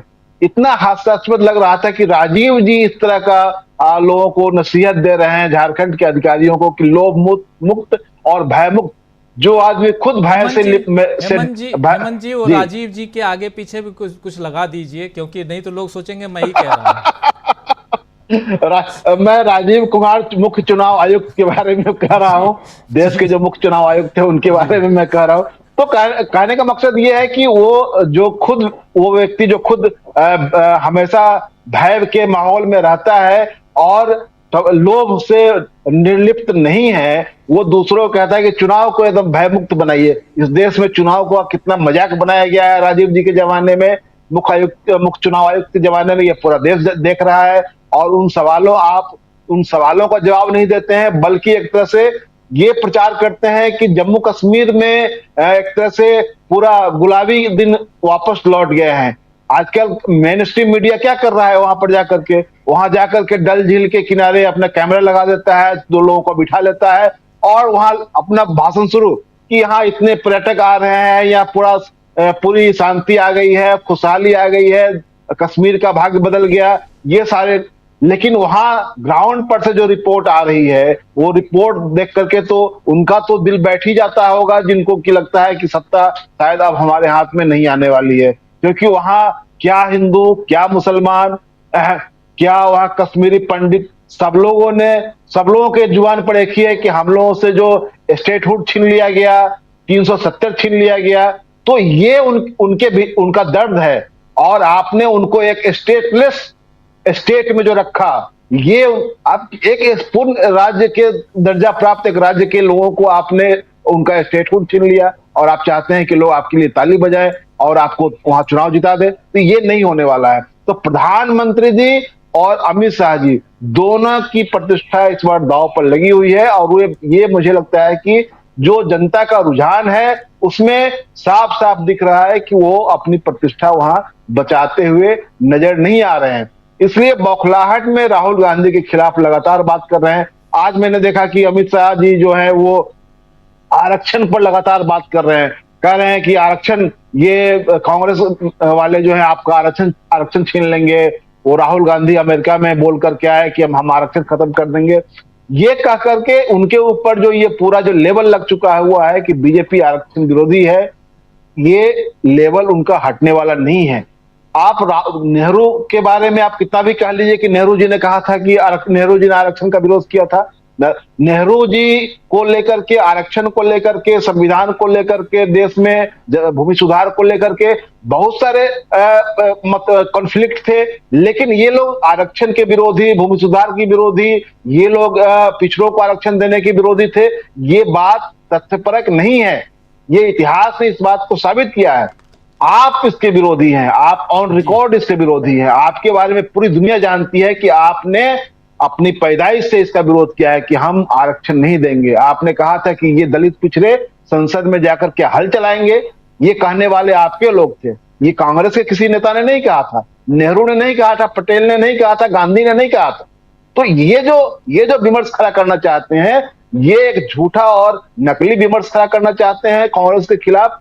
ये आप कांग्रेस को लोकतंत्र विरोधी कह लीजिए, कांग्रेस को संविधान विरोधी कह लीजिए, लेकिन आप संविधान की किताब उठा करके अपने कपार पर जितना बार पीटेंगे लोग हंसेंगे, आप पर भरोसा नहीं करेंगे कि आप संविधान के हितैषी हैं, क्योंकि आपने संविधान की ऐसी तैसी करके पिछले 10 सालों में रख दिया है। तो ये देश की जनता इसको समझ रही है। तो विमर्श को आप इधर से उधर ले जाए, राहुल गांधी को आप कितना भी कुछ कह ले, राहुल गांधी को आरक्षण विरोधी आप साबित नहीं कर सकते हैं, नेहरू को आरक्षण विरोधी साबित नहीं कर सकते हैं, कांग्रेस को आरक्षण विरोधी साबित नहीं कर सकते हैं। इसके लिए मोदी जी को अपनी ओर से सफाई देनी पड़ेगी। इनके राज में लगातार आरक्षण को लेकर के लोग लड़ते रहे हैं, भारत बंद होता रहा है, ये कांग्रेस के राज में नहीं हुआ था। इसलिए ये तो ऑन रिकॉर्ड है और इसको झुठला नहीं सकते हैं। तो कितना झूठ बोलेंगे प्रधानमंत्री जी और अमित शाह जी की यह मजबूरी है कि उनको लग रहा है कि जो हमारे हाथ में है वो भी जा रहा है, जो सामने है वो भी निकल जाएगा।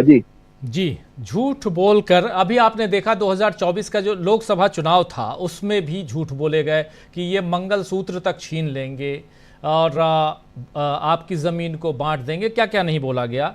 लेकिन और अब आरक्षण के मसले पर भी झूठ बोला जा रहा है। ऐसे झूठ बोलकर आप कब तक जीत हासिल करते रहेंगे? फाइनली आपको संविधान को सिर से लगाना ही पड़ता है, क्योंकि ये सच था, क्योंकि आपके ही नेताओं ने कहा था कि अगर हम आएंगे तो हम संविधान बदल देंगे, इसलिए हमको 400 से ज़्यादा सीटें चाहिए, 2/3 सीटें चाहिए ताकि हम संविधान को बदल पाएं। और अभी भी वही काम बीजेपी कर रही है, जिस राह पर वो लोकसभा चुनाव में गई और वहाँ पर उसे फाइनली संविधान को सिर से लगाना पड़ा। और अब फिर से वही काम राहुल गांधी ने कब कहा कि आरक्षण खत्म कर देंगे, ज़रा ये कह दे। लेकिन आज भी मैं देख रहा था अमित मालवीय साहब ने फिर से ट्वीट किया है। बड़े नेता हैं वो, बीजेपी के सबसे बड़े आर्मी के हेड हैं, तो उस हिसाब से भी, तो इसलिए ये समझना होगा। और मुझे ये बात संजय जी समझ में नहीं आती है कि आप कितनी बार आपके जो झूठ है कितनी बार वो पकड़ा जाते हैं, पकड़ में आ जाते हैं कि आप झूठ बोल रहे हैं, उसके बाद भी झूठ बोल बोल के 2014 से 2024 यानी 10 साल का वक्त बीत चुका है। 25 सीटें आई थी जम्मू में 2014 में, जम्मू कश्मीर के चुनाव में बीजेपी को, क्या इस बार आ रही हैं? आज ही जम्मू में अपने संवाददाताओं से बात कर रहा था, तो बड़े नाराज हैं लोग, वहाँ के हिंदू नाराज हैं बीजेपी से। अब आप आश्चर्य करेंगे, मुसलमान तो घाटी वाले नाराज हैं ही, हिंदू क्यों नाराज हैं? इसलिए नाराज हैं क्योंकि 370 खत्म करने का जो आपने वहाँ भीड़ा उठाया, उसके बाद से अब वहाँ बाहरी व्यापारी आ रहे हैं, तो इन व्यापारियों की हालत क्या होगी? सुनील शुक्ला जी तो कई बार जाते आते रहते हैं, और सुनील शुक्ला जी और बेहतर बताएंगे, उनके पास आऊँगा तो इसलिए इस बात को समझने की जरूरत है। क्या इस बात को बीजेपी नहीं समझ रही है, या बीजेपी फिर से किसी छलावे की तरफ ले जाना चाहती है इस देश को और उन प्रदेशों को जहां पर ये चुनाव हो रहे हैं? जरा आपसे समझो संजय जी, कैसे देखते हैं आप इस चुनाव में बीजेपी, और जिस बीजेपी के खेल का पर्दाफाश हम यहां कर रहे हैं उसमें कहीं ना कहीं इसके पास, बीजेपी के पास कोई मुद्दा नजर नहीं आता है, तो घेर लो और घेरो, झूठ बोलो और घेरने की कोशिश करो। राहुल गांधी से एमएसपी का आप फुल फॉर्म पूछ रहे हैं, लेकिन आप उन किसानों को एमएसपी क्यों नहीं दे रहे हैं, वादा क्यों नहीं कर रहे हैं? आप सवाल तो पूछा जाएगा, क्योंकि सरकार में आप हैं। संजय जी।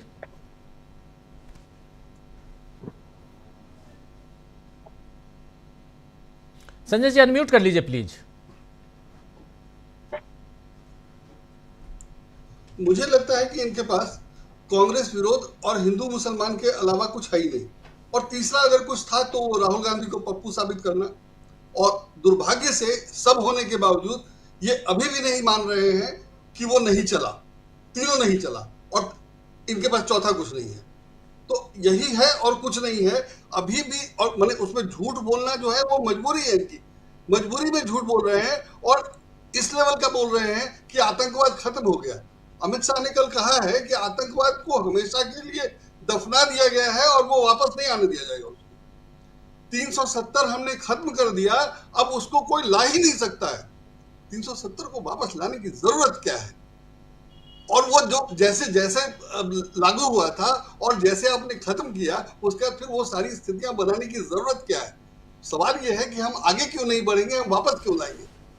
नोटबंदी आपने की थी, 500 का नोट खत्म, 1000 का नोट खत्म करके 2000 लाए थे, और 2000 का खत्म करके 500 लाए। एक साथ तो आप ही नहीं कर पाए थे, और उससे क्या फायदा हुआ? उसमें जो आपकी परिकल्पना थी कि ये हो जाएगा, वो सब क्या हुआ सब लोग जानते हैं। तो कोई प्लानिंग नहीं है, कोई समझ नहीं है, और जो हताशा है उसमें ये लोग अब बिल्कुल समझ नहीं पा रहे हैं कि क्या करना है। मैंने मुझे लगता है कि ये इनके सेकंड लेवल की रणनीति है। पहले झूठ बोला था, और अब सेकंड लेवल की रणनीति है कि ये कहना कि राहुल गांधी को एमएसपी का मतलब नहीं पता है। लेकिन मुझे ऐसा लगा कि ये एमएसपी का महत्व नहीं समझते हैं। अमित शाह अगर आज राहुल गांधी से कह रहे हैं कि राहुल गांधी को एमएसपी का वो नहीं पता है, तो इससे मुझे लग रहा है कि वो एमएसपी का महत्व या उसकी जरूरत या उसका कोई विकल्प नहीं है, ये नहीं समझ रहे हैं। वो कितनी जरूरी चीज है भारत में, भारतीय व्यवस्था में, कि किसान 1 साल आंदोलन पे रहे, 700 लोग मर गए, फिर भी आंदोलन खत्म नहीं हुआ, और आप कुछ नहीं कर रहे हैं फिर भी वो मुद्दा नहीं खत्म हो रहा है। तो वो इतना महत्वपूर्ण है, और आप उसको अगर सिर्फ ये कह के कि राहुल गांधी को एमएसपी का फुल फॉर्म नहीं पता है, उससे हल्का थोड़ी हो जाएगा वो मुद्दा। और ये अगर अमित शाह को 10 साल बाद भी समझ में नहीं आ रहा है, तो वो कैसे पॉलिटिशियन है, ये सोचने की जरूरत है।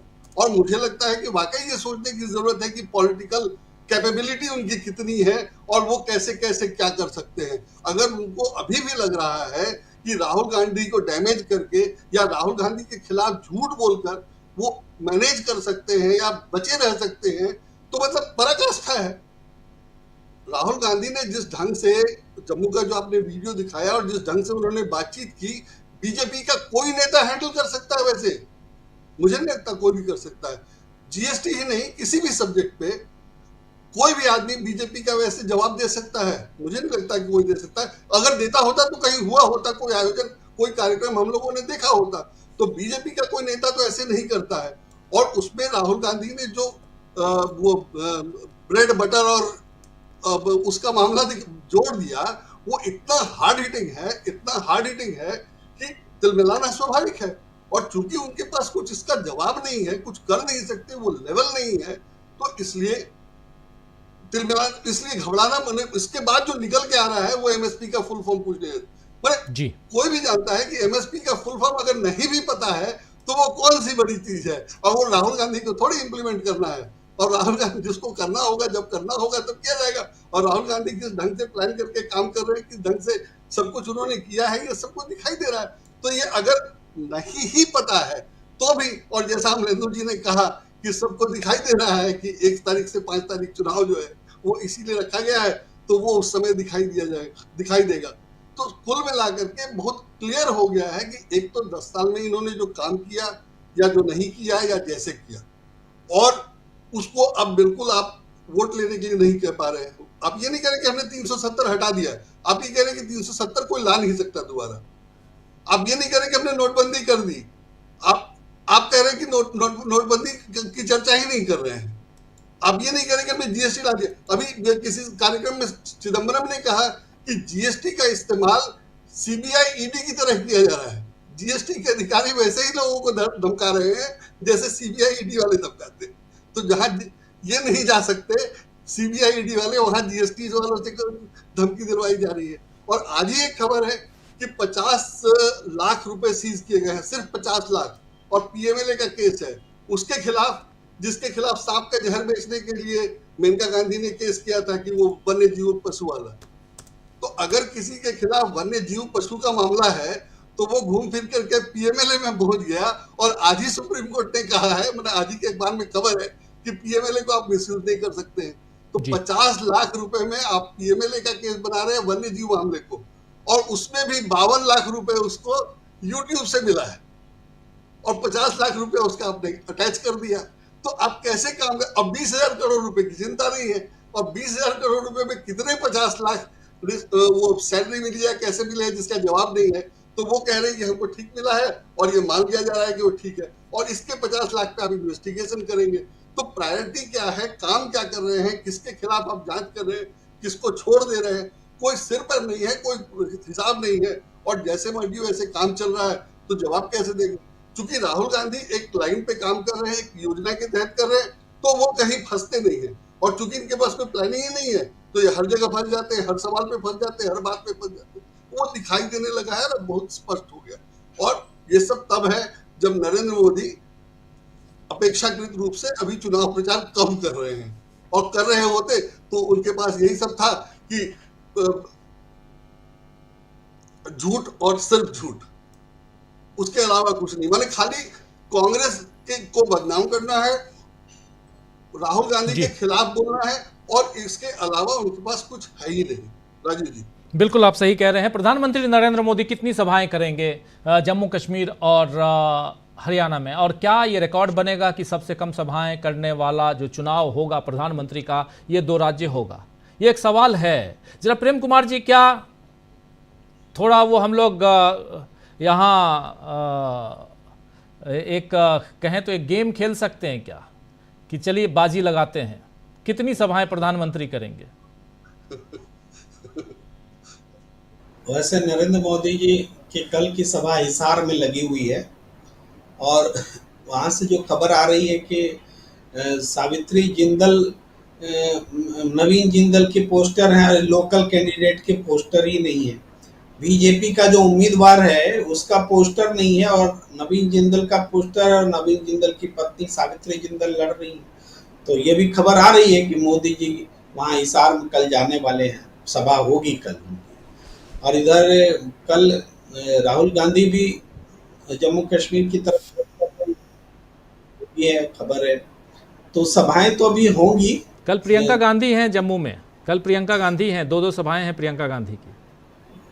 प्रियंका गांधी है जी। आज राहुल गांधी की सभा थी, लेकिन राहुल गांधी की सभा नहीं हो पाई। वो बताया शुरू में, जैसे आप भी जानते हैं कि बारिश और आंधी बहुत तेज, वहाँ जो टेंट लगे थे सब बिल्कुल आंधी के कारण उड़ गए, उजड़ गए, इसलिए नहीं जा पाए राहुल गांधी, और वहाँ हेलीकॉप्टर उतरना बहुत मुश्किल था। लेकिन कल प्रियंका गांधी की 2 सभाएं हैं जम्मू कश्मीर में। जी जी।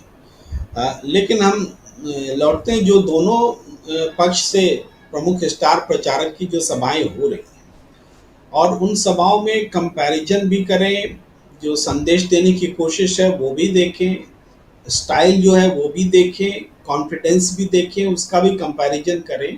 तो क्या है, कॉन्फिडेंस तो जनता से आता है, जीत की उम्मीदों से आता है, हार के डर से जाता है, कॉन्फिडेंस तो यही है।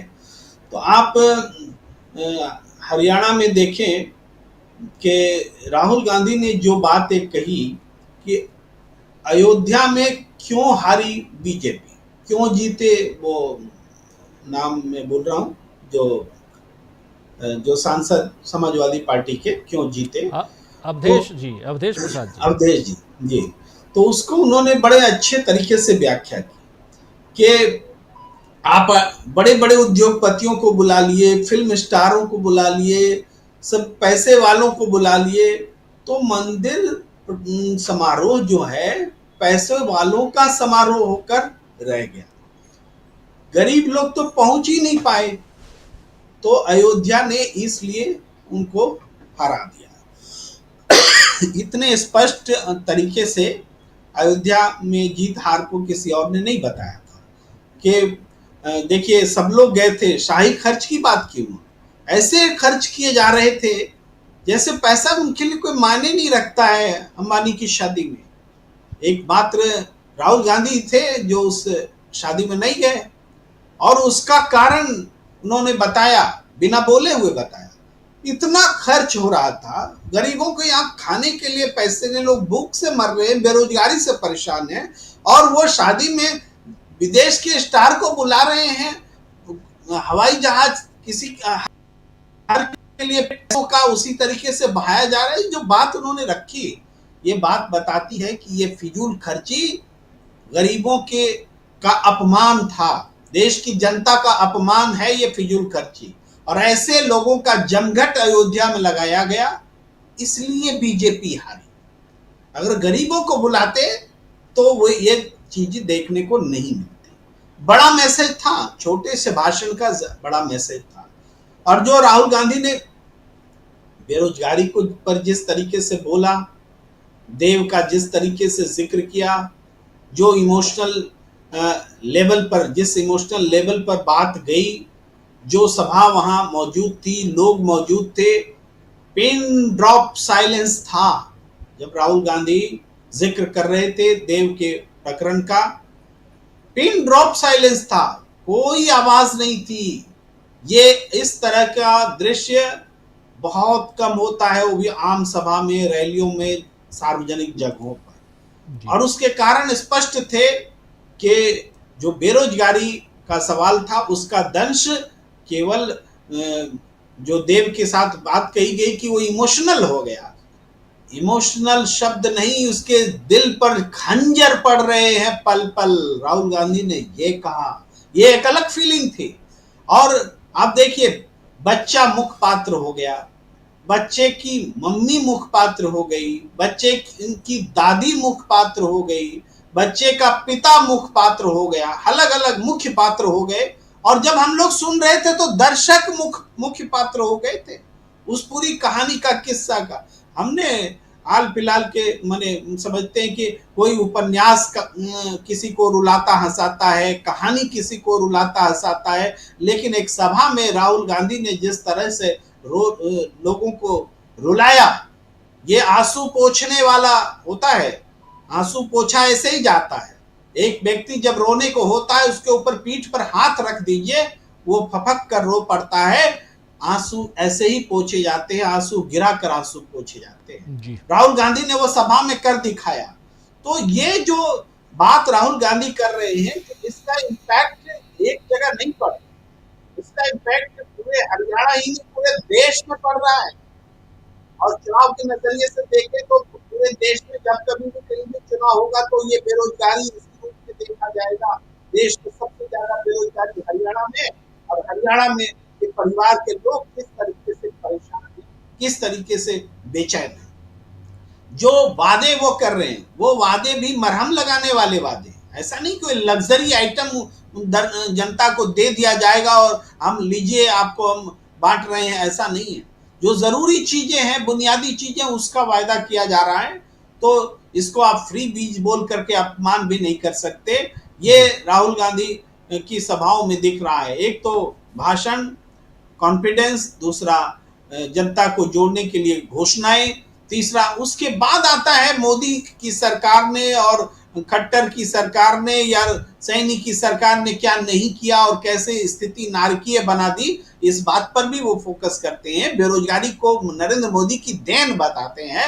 नरेंद्र मोदी ने पूरे देश में बेरोजगारी पैदा की, हरियाणा को नंबर 1 बना दिया बेरोजगारी में। जम्मू कश्मीर में भी बेरोजगारी उसी तरीके से, देश के अलग अलग हिस्सों में बेरोजगारी का आलम ही है कि एमएसएमई को तबाह कर दिया गया, कुछ उद्योगपतियों को आबाद किया गया और देश का इकोनॉमिक ढांचा जो है इस कदर गिरा हुआ है कि कर्ज पर कर्ज, देश कर्ज में डूबता चला जा रहा है। और स्टेट लेवल पर भी वही हाल है कि सब कर्ज में डूब रहे हैं और देश भी कर्ज में डूब रहा है और इसको ही विकास बताया जा रहा है। राहुल गांधी आईना भी रख रहे हैं। तो ये सिर्फ चुनाव का भाषण नहीं है, ये पूरे देश की तस्वीर बताने का भाषण है। चुनाव में तो कहा जाता है वक्त है जब जनता को संबोधित किया जाता है। जी, ये आप बहुत इंपॉर्टेंट बात कर रहे हैं सुनील शुक्ला जी। हम कुछ चीज़ें अपने भाषणों से, अपने क्रियाकलापों से समाज को देते भी हैं और ख़ासकर राजनेताओं से ये उम्मीद भी की जाती है। प्रेम कुमार जी जो बात कह रहे हैं यहाँ महत्वपूर्ण इसलिए है क्योंकि एक तरफ राहुल गांधी जो समाज में अगर कोई उस तबके का है जो दुखी है, परेशान है, उसके दुख दर्द को बांटने की कोशिश कर रहे हैं और चुनाव के दौरान भी कर रहे हैं। और ये जो अभी थोड़ी देर पहले जो वीडियो देख रहे थे उस वीडियो से साफ दिखाई देता है। लेकिन दूसरी तरफ बीजेपी है, 14 साल से अब एक ऐसी उस पे जहाज़ पे आप सवार हो गए जो पहले से कहें तो जिसका टेक ऑफ हो चुका था और अब वो जहाज़ लैंडिंग की ओर है। ये बात क्या नरेंद्र मोदी को समझ में नहीं आ रही होगी? ये बात क्या बीजेपी को समझ में नहीं आती है? और इसलिए क्योंकि बहुत सारी ऐसी खबरें आ रही हैं जैसे बीजेपी के अध्यक्ष को लेकर नरेंद्र मोदी और आरएसएस के बीच, अभी आप सुने होंगे, दोनों के बीच तकरार है और तकरार को हम बढ़ते हुए देखेंगे। बीजेपी के अध्यक्ष पद को लेकर आरएसएस और अगर नरेंद्र मोदी के बीच तकरार है तो ये आने वाले समय का वो जो जहाज़ की लैंडिंग की मैं बात कर रहा हूँ, वो लैंडिंग ठीक से हो पाएगी कि नहीं हो पाएगी, ये भी चिंता का विषय है। ज़रा इससे आपके ज़रिए समझना चाहता हूँ कि क्या आने वाला समय बीजेपी के लिहाज से बहुत और भी बुरे दौर से बीजेपी गुजरने वाली है? क्योंकि अभी ये चुनाव जो बीता है, भले तीसरे चरण में मतलब तीसरी बार नरेंद्र मोदी सत्ता पर काबिज हो गए, लेकिन कितने लोग उनकी जो पार्टी है अंदर खाने उनसे खुश हैं? कितने लोग, ये जो ताश का महल है किसी दिन भरभरा के गिर सकता है। क्या ये बात नरेंद्र मोदी नहीं समझते होंगे? क्या बीजेपी के लोग नहीं समझते? पॉलिटिक्स को इतने साल से आप कवर कर रहे हैं, इसलिए मैं बहुत ये गंभीर मसला है और हवाई बातें तो बहुत होती हैं, लेकिन गंभीरता से अगर अंदर देखा जाए तो परिस्थितियां विकराल होती जा रही हैं, ऐसा नहीं कहा जा सकता। सुनील जी, राजनीतिक दल की ताकत उसका जन समर्थन है। अगर जन समर्थन में गिरावट आ रही है तो उस पार्टी का जो किला है वो गिर रहा है। भारतीय जनता पार्टी को 2019 के लोकसभा चुनाव से यह बात समझ लेना चाहिए था कि जो गवर्नेंस के मुद्दे हैं वह मुद्दे ही उस पार्टी को आगे बढ़ा सकते हैं। उन मुद्दों की उपेक्षा उसके जनाधार को कम कर सकती है। लेकिन पार्टी ये सुनने के लिए तैयार नहीं थी, समझने के लिए तैयार नहीं थी, कोर्स करेक्शन करने के लिए तैयार नहीं थी। वह अपने उन्हीं मुद्दों पे टिकी रही जिन मुद्दों के लिए, जिस कार्यशैली के लिए वो जानी जाती है। वही मछली मटन, वही हिंदू मुसलमान, वही ध्रुवीकरण, वही हिजाब नकाब। अब इन मुद्दों के आधार पे सरकार अपना जन समर्थन नहीं बना सकती है। विपक्ष बना करके आप नारे तो लगा सकते हैं, चलेगा, लेकिन सत्ता में आने के बाद इन चीजों के आधार पे आप अपनी ताकत को बनाए नहीं रख सकते। प्रधानमंत्री जी का जो एक मोदी मैजिक था, वह मोदी मैजिक 2019 के चुनाव से खिसकना शुरू हुआ। आप हरियाणा का एग्जाम्पल ले लीजिए। 2014 के चुनाव में ऐतिहासिक रूप से भारतीय जनता पार्टी जीत करके आई हरियाणा में और अपने बूते से सरकार बनाया। यह हरियाणा के इतिहास में पहली बार हुआ। यह इंडियन नेशनल लोकदल की जूनियर पार्टी होती थी। 2019 के ही चुनाव में, यानी 5 साल के ही बाद, भारतीय जनता पार्टी का मत प्रतिशत गिर गया, सीटों की संख्या कम हो गई, और जिन इलाकों से बम्पर जीत करके आई थी, जिसको आप जीटी रोड बेल्ट कहते हैं, उन इलाकों में ही भारतीय जनता पार्टी के जीत का अंतर बहुत नीचे चला गया। कांग्रेस ने अपना जन समर्थन वापस लिया, जो लोगों का विश्वास दोबारा से हासिल किया, और भारतीय जनता पार्टी को उसी राज्य में, जिस राज्य में ऐतिहासिक जीत उसने दर्ज किया था, उस राज्य में उसको मिलीजुली सरकार बनानी पड़ी। वजह क्या थी? जो मुद्दे थे हरियाणा के, उन मुद्दों पर सरकार बात करने के लिए तैयार नहीं थी। खट्टर साहब एक ऐसे मुख्यमंत्री के रूप में सामने आए जो किसी आम आदमी से बात करने के लिए तैयार नहीं थे। और वह रवैया अभी चुनाव के समय आप देख लीजिए, एक क्लिप आपने भी देखा होगा, सबने देखा होगा, कि भारतीय जनता पार्टी के कार्यकर्ताओं की एक सभा में एक व्यक्ति खड़ा होकर कहता है कि सरकार तो बीजेपी की बनेगी, लेकिन मेरा उम्मीदवार बीजेपी का हारेगा। खट्टर साहब उसको कहते हैं कि इसकी हिम्मत कैसे पड़ी इतनी बात करने की, और उसको बाहर करा देते हैं बैठक से। आज की एक क्लिप घूम रही है चारों तरफ, जिसमें कोई पार्टी का कार्यकर्ता सेल्फी लेना चाहता है तो उसको उन्होंने बुरी तरह से झटक दिया। सवाल इस बात का है कि अगर आप लोगों के मुद्दों को समझने का प्रयास नहीं करेंगे, उनके जीवन में आने वाली दुश्वारियों के समाधान का प्रयास नहीं करेंगे, तो आपके जन समर्थन में गिरावट आनी ही आनी है। भारतीय जनता पार्टी ने पूरे पिछले अपने 10 सालों के शासनकाल में जिन मुद्दों को लेकर के वह सत्ता में आई थी, जन समर्थन उसने हासिल किया था, उन सभी विषयों को पीछे छोड़ दिया। चाहे वो बेरोजगारी का सवाल हो, चाहे किसानों की आय दुगनी करने का सवाल हो, चाहे बेहतर अर्थव्यवस्था, चाहे किसानों की स्थिति बेहतर करने का सवाल हो, चाहे ईज ऑफ डूइंग का सवाल हो, व्यापार और आर्थिक गतिविधियों को बढ़ाने का सवाल हो, किसी मुद्दे की बात कीजिए आप, उस पर सरकार ने कोई भी काम गंभीरता से नहीं किया। या अगर कोई पार्टी या कोई सरकार अपने ही किसानों को आतंकवादी कहती है, अपने ही किसानों को विदेशी पैसे पे पलने वाला एजेंट कहती है, अपनी ही सरकार अपने ही किसानों का मुखौटा कहती है, तो आप उसका जन समर्थन बना रहेगा? ये संभव है? कोई भी व्यक्ति हो, अगर वो आंदोलन कर रहा है और लाखों की संख्या पर सड़क पर उतरा हुआ है, उससे आप बात नहीं करेंगे। और अगर आप बात नहीं करेंगे तो आप संवेदनशील माने जाएंगे। संवेदनशील नेता कौन माना जाएगा? राहुल गांधी कोई पहली बार तो कर नहीं रहे हैं जी। इन डंकी के रास्ते यूएस जाने वाले लोगों से या इस तरह के लोगों से पहली बार तो मिले नहीं है। आप रामेश्वर को याद कीजिए, रामेश्वर का जो वीडियो वायरल हुआ वो तो कांग्रेस ने वायरल किया नहीं था, कोई प्रायोजित कार्यक्रम तो था नहीं, वो कांग्रेस के आईटी सेल तो उसको जारी नहीं किया। एक मीडिया समूह ने उसको एक स्वाभाविक सा इंटरव्यू किया और अपने प्लेटफॉर्म पर उसको वायरल किया। उसको कांग्रेस के नेता ने देखा और संवेदना के स्तर पर जुड़ने की कोशिश की, उससे बात करने की कोशिश की, अपने साथ बैठाया और उसको ढांढस बढ़ाने की कोशिश की। यह जो संवेदनात्मक संबंध बनाने का प्रयास है वो राहुल गांधी कोई पहली बार तो कर नहीं रहे हैं। और जिस किसी भी समुदाय से आप पहली बार जुड़े, आप संवेदना के स्तर पर जुड़ेंगे, वो समुदाय आपके साथ खड़ा होगा। भारतीय जनता पार्टी किसी समूह के साथ संवेदना के साथ जुड़ने के लिए तैयार नहीं है। भारतीय जनता पार्टी वही बात, उन्हीं चीजों पर कि ध्रुवीकरण हो, समाज में बिखराव, जो चीजें कांग्रेस ब्रिटिश सरकार ने लागू किए थे, आजाद हिंदुस्तान में बंद कर दिए गए, उसको आप लाके खड़ा कर दिए। रेलवे स्टेशनों पर मुसलमान पानी और हिंदू पानी होता था अंग्रेजों के जमाने में, आज आप पूर्ण करने जा रहे हैं। देश की आजादी के 75 सालों में ये सही व्यवस्थाएं खत्म हो गई थी, और फिर आप उन्हीं स्थितियों पर ला दिए कि आप अपना नाम लिखो, पता लिखो, अपने यहाँ काम करने वालों का नाम लिखो। ये क्या तरीका है? हर व्यक्ति भारतीय नागरिक है, उस नागरिक के रूप में आप प्रोत्साहित क्यों नहीं करते हैं? तो क्या समाज को बांट करके जो आप अपनी राजनीतिक सफलता अर्जित करना चाहते हैं, इसको समाज स्वीकार करेगा? कतई नहीं स्वीकार करेगा। किसी समाज ने कभी नहीं स्वीकार किया।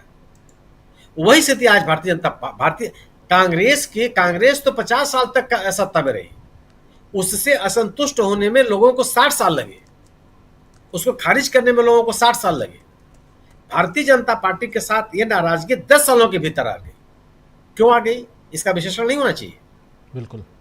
अगर सरकार में रह करके भी आप उन्हीं नारों के साथ चलेंगे जिन नारों को आम आदमी स्वीकार करने के लिए नहीं तैयार है, तो कैसे आपका जन समर्थन, आपकी लोकप्रियता बची रह सकती है। दूसरी बात जो आप कह रहे हैं कि संघ और बीजेपी, निजी तौर पर मैं संघ और बीजेपी में कोई विवाद नहीं पाता। मैं स्वीकार करने के लिए तैयार नहीं हूं कि संघ कोई चाहे, कुछ चाहे और वह बीजेपी में लागू ना हो। वह क्षमता और ताकत किसी के पास नहीं है। भारतीय जनता पार्टी में विद्रोह की स्थिति नहीं होती है। यह जरूर संघ की चिंता केवल आज यह है कि क्या भारतीय जनता पार्टी अपना राजनीतिक जनसमर्थन अपने कार्यकर्ताओं और अपने मतदाताओं, अपने प्रतिबद्ध लोगों को मोदी जी और शाह जी के चेहरे के नाम पर पार्टी से जुड़े रख सकती है या नहीं रख सकती। सवाल ये पैदा हुआ है। इसलिए उसको एक चेहरे की तलाश है जो संगठन के स्तर पर उसको और मजबूत कर सके और उसका चेहरा सब और नजर आवे। जेपी नड्डा साहब को वह अपने अनुकूल नहीं पाती है।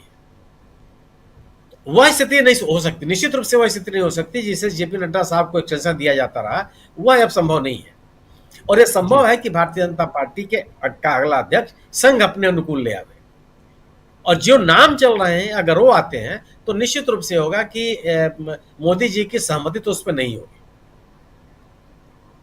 और संघ मोदी जी से असंतुष्ट हो गया है, मोदी जी के खिलाफ खड़ा हो गया है, मोदी जी से उसका कोई संघर्ष होने लगा है, ऐसा है नहीं। क्योंकि संघ के एजेंडे को मोदी जी उतनी ही आक्रामकता के साथ लागू कर रहे हैं जो संघ अपेक्षा करता है। मोदी जी की कार्यशैली कोई आज की कार्यशैली है क्या? 2002 से वह गुजरात में मुख्यमंत्री हैं और यही कार्यशैली रही है, यही आक्रामकता रही है, यही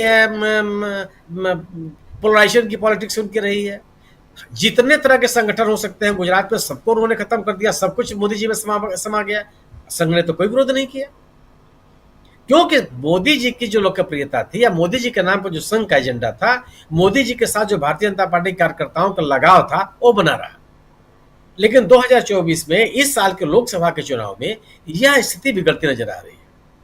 ये इसलिए कहा जा रहा है कि भारतीय जनता पार्टी का प्रतिबद्ध मतदाता भी भारतीय जनता पार्टी को छोड़ रहा है। मोदी मैजिक का असर खत्म हो रहा है। ऐसे में एक नए राष्ट्रीय अध्यक्ष की खोज की तलाश की जा रही है। और निश्चित रूप से भारतीय जनता पार्टी अगर गवर्नेंस की बात नहीं करेगी तो इसका जो जनाधार है वह और बुरी तरह से गिरेगा। सरकारों से लोग डिलीवरी की उम्मीद करते हैं, नारों की उम्मीद नहीं करते। जी बिल्कुल, आप सही कह रहे हैं। आखिरी सेंटेंस बहुत इंपॉर्टेंट है। सरकारों से लोग डिलीवरी की उम्मीद करते हैं, नारों की उम्मीद नहीं करते हैं। अब की बार मोदी सरकार 15 लाख रुपए हर के खाते में आएंगे, 2-2 करोड़ हर साल नौकरियां देंगे। ये सब 2014 और उसी 2014 में इसी नाव पर सवार होकर जो बिल्कुल सरपट हम लोगों ने देखा तैरते हुए, उसी पर सवार होकर आप यहाँ ही नहीं बल्कि जम्मू कश्मीर में भी महबूबा मुफ्ती के साथ सरकार बना लेते हैं। क्या आज की तारीख में संभव है? वक्त बताएगा, ज़्यादा दिन नहीं है, 8 तारीख आप देखिएगा। अभी 5 दिन रह के आया हूँ कश्मीर में, और जम्मू में भी जम्मू मैं नहीं गया लेकिन जम्मू में हमारे तमाम साथी हैं, वो अच्छी तरह से जानते हैं कि क्या चल रहा है। तो क्या ये जो परिस्थितियां हैं ऐसी क्यों बन रही हैं? क्या सिर्फ जुमलों से सरकार चलती है? और फिर आप झूठ और सिर्फ झूठ कहकर कि कितने दिनों तक सरकार को खींच पाएंगे? आने वाला वक्त बहुत बताएगा, बहुत कुछ बताएगा। बिहार से हमारे साथी जुड़े हुए हैं हेमंत जी, वो भी बहुत अच्छी तरह से बता सकते हैं, बताएंगे कि बिहार की स्थिति क्या है, महाराष्ट्र की स्थिति क्या है उधर, क्योंकि महाराष्ट्र में चुनाव होना है, बिहार में अगले साल चुनाव होने हैं, झारखंड में चुनाव है इसी साल, इधर दिल्ली में चुनाव है। इन 2 चुनावों के रिजल्ट के बाद महाराष्ट्र और झारखंड का चुनाव होना है। उन चुनावों में क्या होना है, बहुत कुछ अभी बाकी है। और इस बीच लालू प्रसाद यादव के खिलाफ चार्जशीट जमा कर दी गई है, ज़मीन घोटाला का मामला है। चुनाव का वक्त है, ये होगा। 50 लाख की बात कर रहे थे हमारे साथी। खैर हेमंत जी, आपके पास ही आना चाहता हूँ, ज़रा आपसे समझूं कि इसका असर पड़ते हुए देखते हैं आपके बिहार में नीतीश कुमार के साथ गठबंधन पे। उधर आजकल तो बिल्कुल राम धुन में लग गए हैं आंध्र प्रदेश के मुख्यमंत्री। लड्डू और लड्डू की राजनीति चल रही है, कोई वो झाल मंजीरे बजा रहा है, कोई कुछ और कर रहा है, हरे रामा हरे कृष्णा चल रहा है। ये सब काम करेगा क्या? ये पुरानी बात हो गई। समय बदलता है, आज के बाद कल कल कल कल का दिन एक नया दिन होता है, नया सवेरा। और राजनीति आप करेंगे 2014 वाली, कब तक चलेंगे आप? राजीव जी, बिहार में जिनके सहारे बीजेपी अभी है, नीतीश कुमार के सहारे, तो नीतीश कुमार लंबे समय से कुछ बोल नहीं रहे हैं। ये सवाल पूछा जा रहा है कि आखिरकार नीतीश कुमार चुप क्यों हैं, क्या वजह है उनकी चुप्पी की। तो उनकी चुप्पी बहुत ही रहस्यमय है और उनकी चुप्पी जो बीजेपी को बहुत बेचैन किए हुई है। अभी बीजेपी ने एक नया इशू क्रिएट करने की कोशिश की कि पश्चिम बंगाल में कुछ जो वहां एग्जाम देने के लिए बिहार के लोग गए थे, सिलीगुड़ी में कुछ 2 लोगों ने बिहार के उन 2 परीक्षार्थियों के साथ उनके साथ बदसलूकी की, मारपीट की, और उसको इशू बनाया गया कि ये पश्चिम बंगाल में बिहारियों के साथ भेदभाव हो रहा है, मारपीट हो रही है। उसमें यहाँ बिहार के चीफ सेक्रेटरी ने भी वहां फोन करके बात की और कि उन बिहारियों की सुरक्षा के सवाल को लेकर के, तो ये सवाल किए जा रहे हैं। लेकिन मुद्दा ये है कि पश्चिम बंगाल के मुद्दे को लेकर के बहुत कुछ बीजेपी अपने लिए स्कोर कर पाएगी, ये नहीं है। वो इस तरह का जो तात्कालिक मुद्दा है वो कुछ बन नहीं पाएगा। अभी बिहार में उसको सुलझाने की कोशिश हो रही थी लेकिन हुआ नहीं। लेकिन सबसे बड़ा सवाल यहाँ नीतीश जी को लेकर के ये है कि नीतीश जी की चुप्पी की वजह से बीजेपी को दिक्कत यह हो रही है कि अगले साल चुनाव है, उन चुनाव की तैयारियों को लेकर के ये लोग चाह रहे थे कि पहले कुछ चिन्हित कर लिया जाए, उसके अनुसार उस पर काम हो। लेकिन नीतीश जी ने एक तरफा वो समझिए कि कर्टेन लगा दिया हुआ है, उस पर कोई बातचीत नहीं हो रही है और बीजेपी को इस बात को लेकर के बहुत ये दिक्कत पेश आ रही है कि आखिरकार ये चीजों को खोल काहे नहीं रहे हैं। क्योंकि नीतीश जी की तरफ से एक जो संदेश दिया गया था चुनाव को लेकर के कि हमको 135 के आसपास में सीटें चाहिए और बाकी सीटें आप अपने पास रखिए और इसमें से जो एलाइज हैं उनको आप समझिए, चिराग पासवान हो, जितना मांझी हो, इनसे हमारा कोई सीधा लेन देन नहीं है और आपको इनको कैसे सीटें देंगे इसको लेकर के आप इनसे निपटिए। अभी आज यहाँ भागलपुर में एक पुल गिरा और उसके बाद उसको लेकर के तेजस्वी यादव ने ट्वीट किया कि ये जो भ्रष्टाचार का जो पुल गिर रहा है लगातार, इस पर मुख्यमंत्री जी क्यों कुछ नहीं बोल रहे हैं।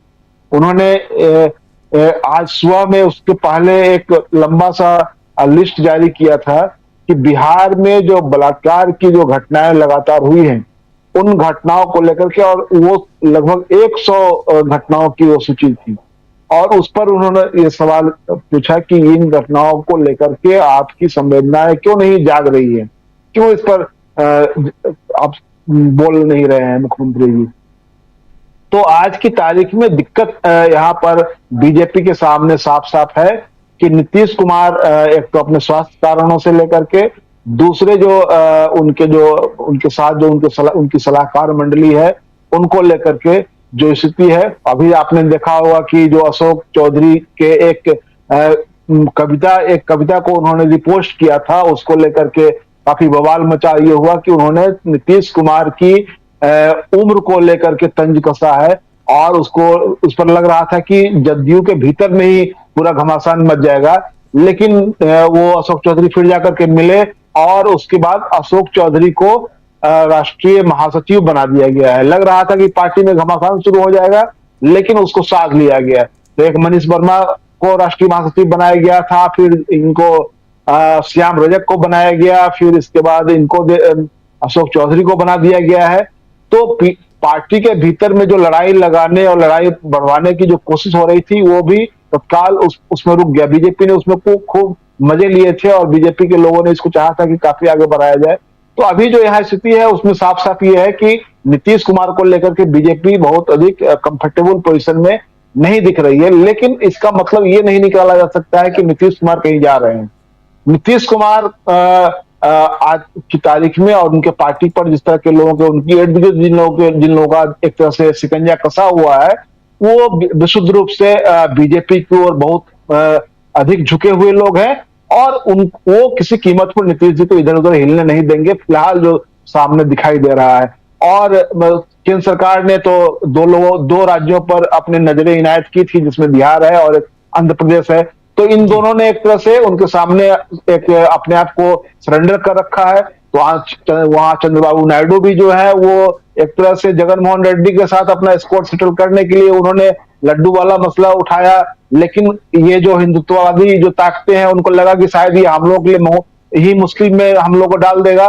तो इन लोगों ने उसमें वहां फिर उसका शुद्धिकरण, उसमें हवन आरती और सब कुछ करवा उरवा करके कोशिश कर रहे हैं कि ये मामला दब जाए, क्योंकि ये मामला पूरी तरह से उल्टा पड़ रहा था। जो हिंदुत्व की जो शक्तियां हैं, उनको लग रहा था कि ये हमारे खिलाफ, क्योंकि हम ही को जवाब देना पड़ जाएगा कि आखिरकार ये हो रहा है, क्योंकि उसमें कोई मुसलमान एंगल वो खोज नहीं पा रहे थे। मुसलमान एंगल होता तब तो वो मामला कहां से निकल जाता।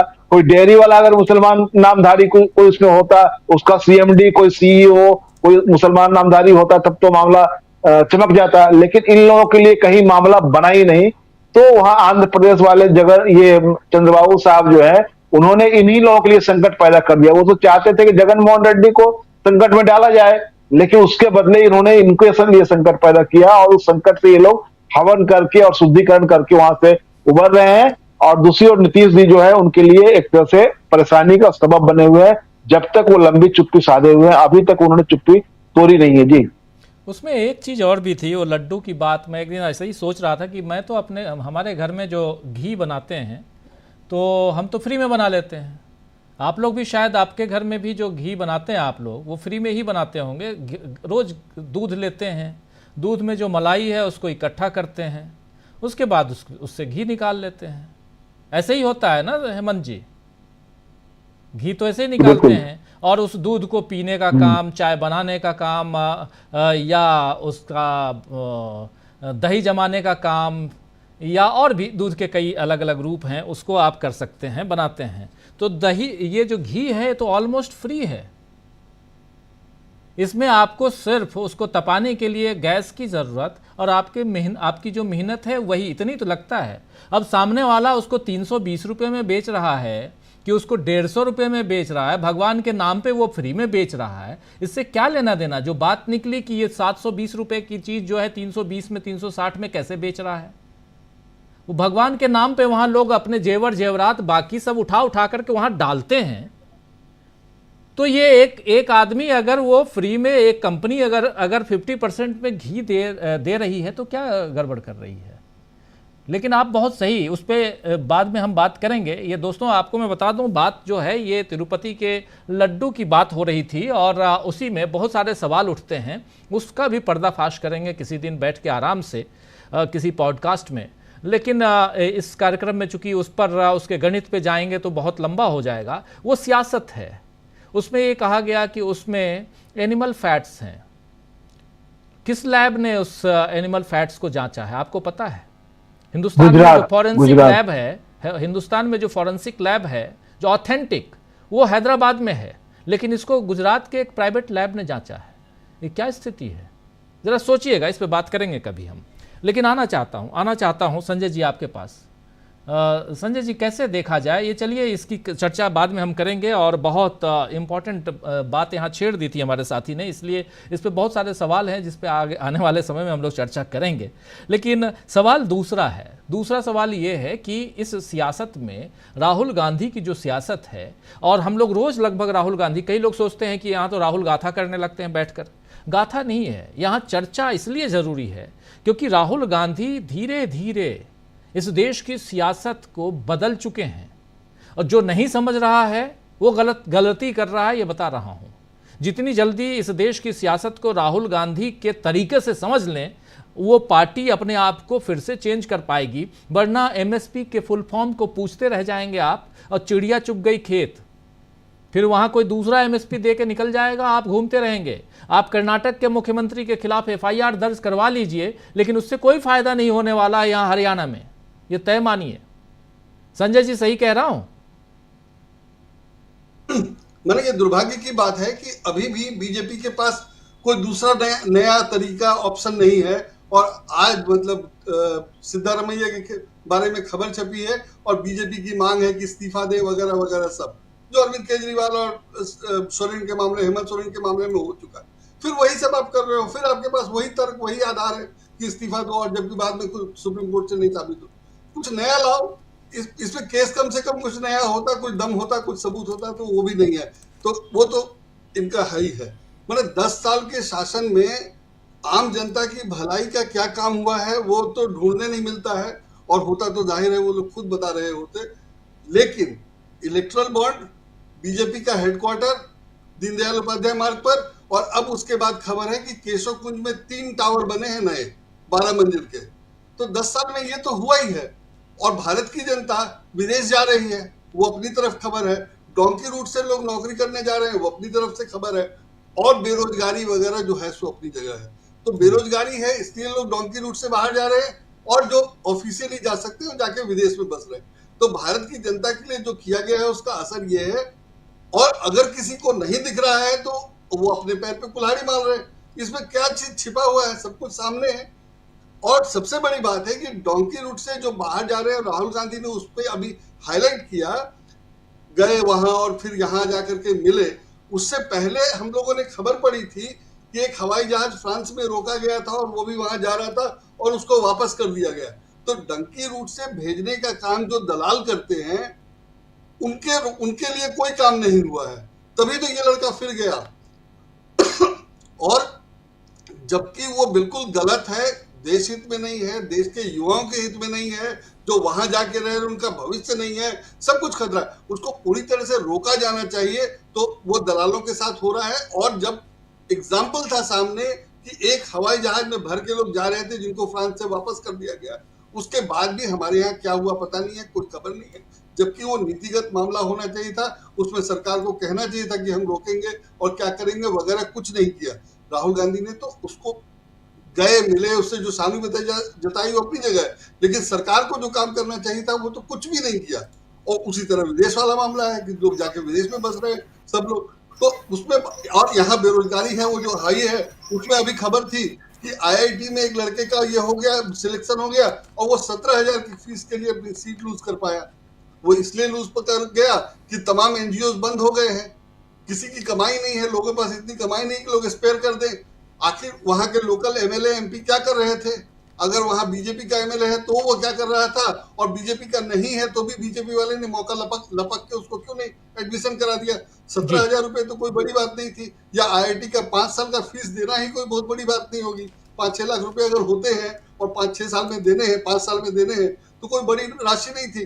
तो सरकार, NGOs, बीजेपी, संघ परिवार, कोई भी इस स्थिति में नहीं था, या कोई भी ऐसा नहीं था, देश में ऐसी कोई व्यवस्था नहीं थी कि एक गरीब आदमी IIT में सिलेक्शन होने के बाद फीस की व्यवस्था कर सके, उसको फीस मिल में। कहने के लिए PM केयर्स बना हुआ है, कहने के लिए PM केयर्स बना हुआ है, और दूसरी तरफ तमाम NGOs बंद करा दिए गए हैं। CSR का पैसा PM केयर्स में जा रहा है। उसी का नतीजा है कि एक आदमी IIT में सिलेक्शन होने के बाद पढ़ नहीं पा रहा है। तो ये स्थिति 10 साल में बनी है, पहले ऐसा नहीं था।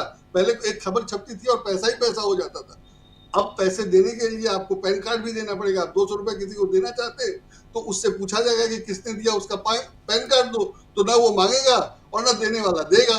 ये हालत बना दी गई है, और ये हालत में इनके पास चुनाव लड़ने के लिए अपना कुछ अच्छा नहीं। एक तो आपने अच्छा कुछ किया नहीं, और जो हालत बनाई उसको सुधारने के लिए कुछ नहीं कर रहे, और राहुल गांधी वो सब हाईलाइट कर रहे हैं। तो स्थिति कितनी खराब होगी या होनी चाहिए, इसका अंदाजा हम लोग लगा सकते हैं।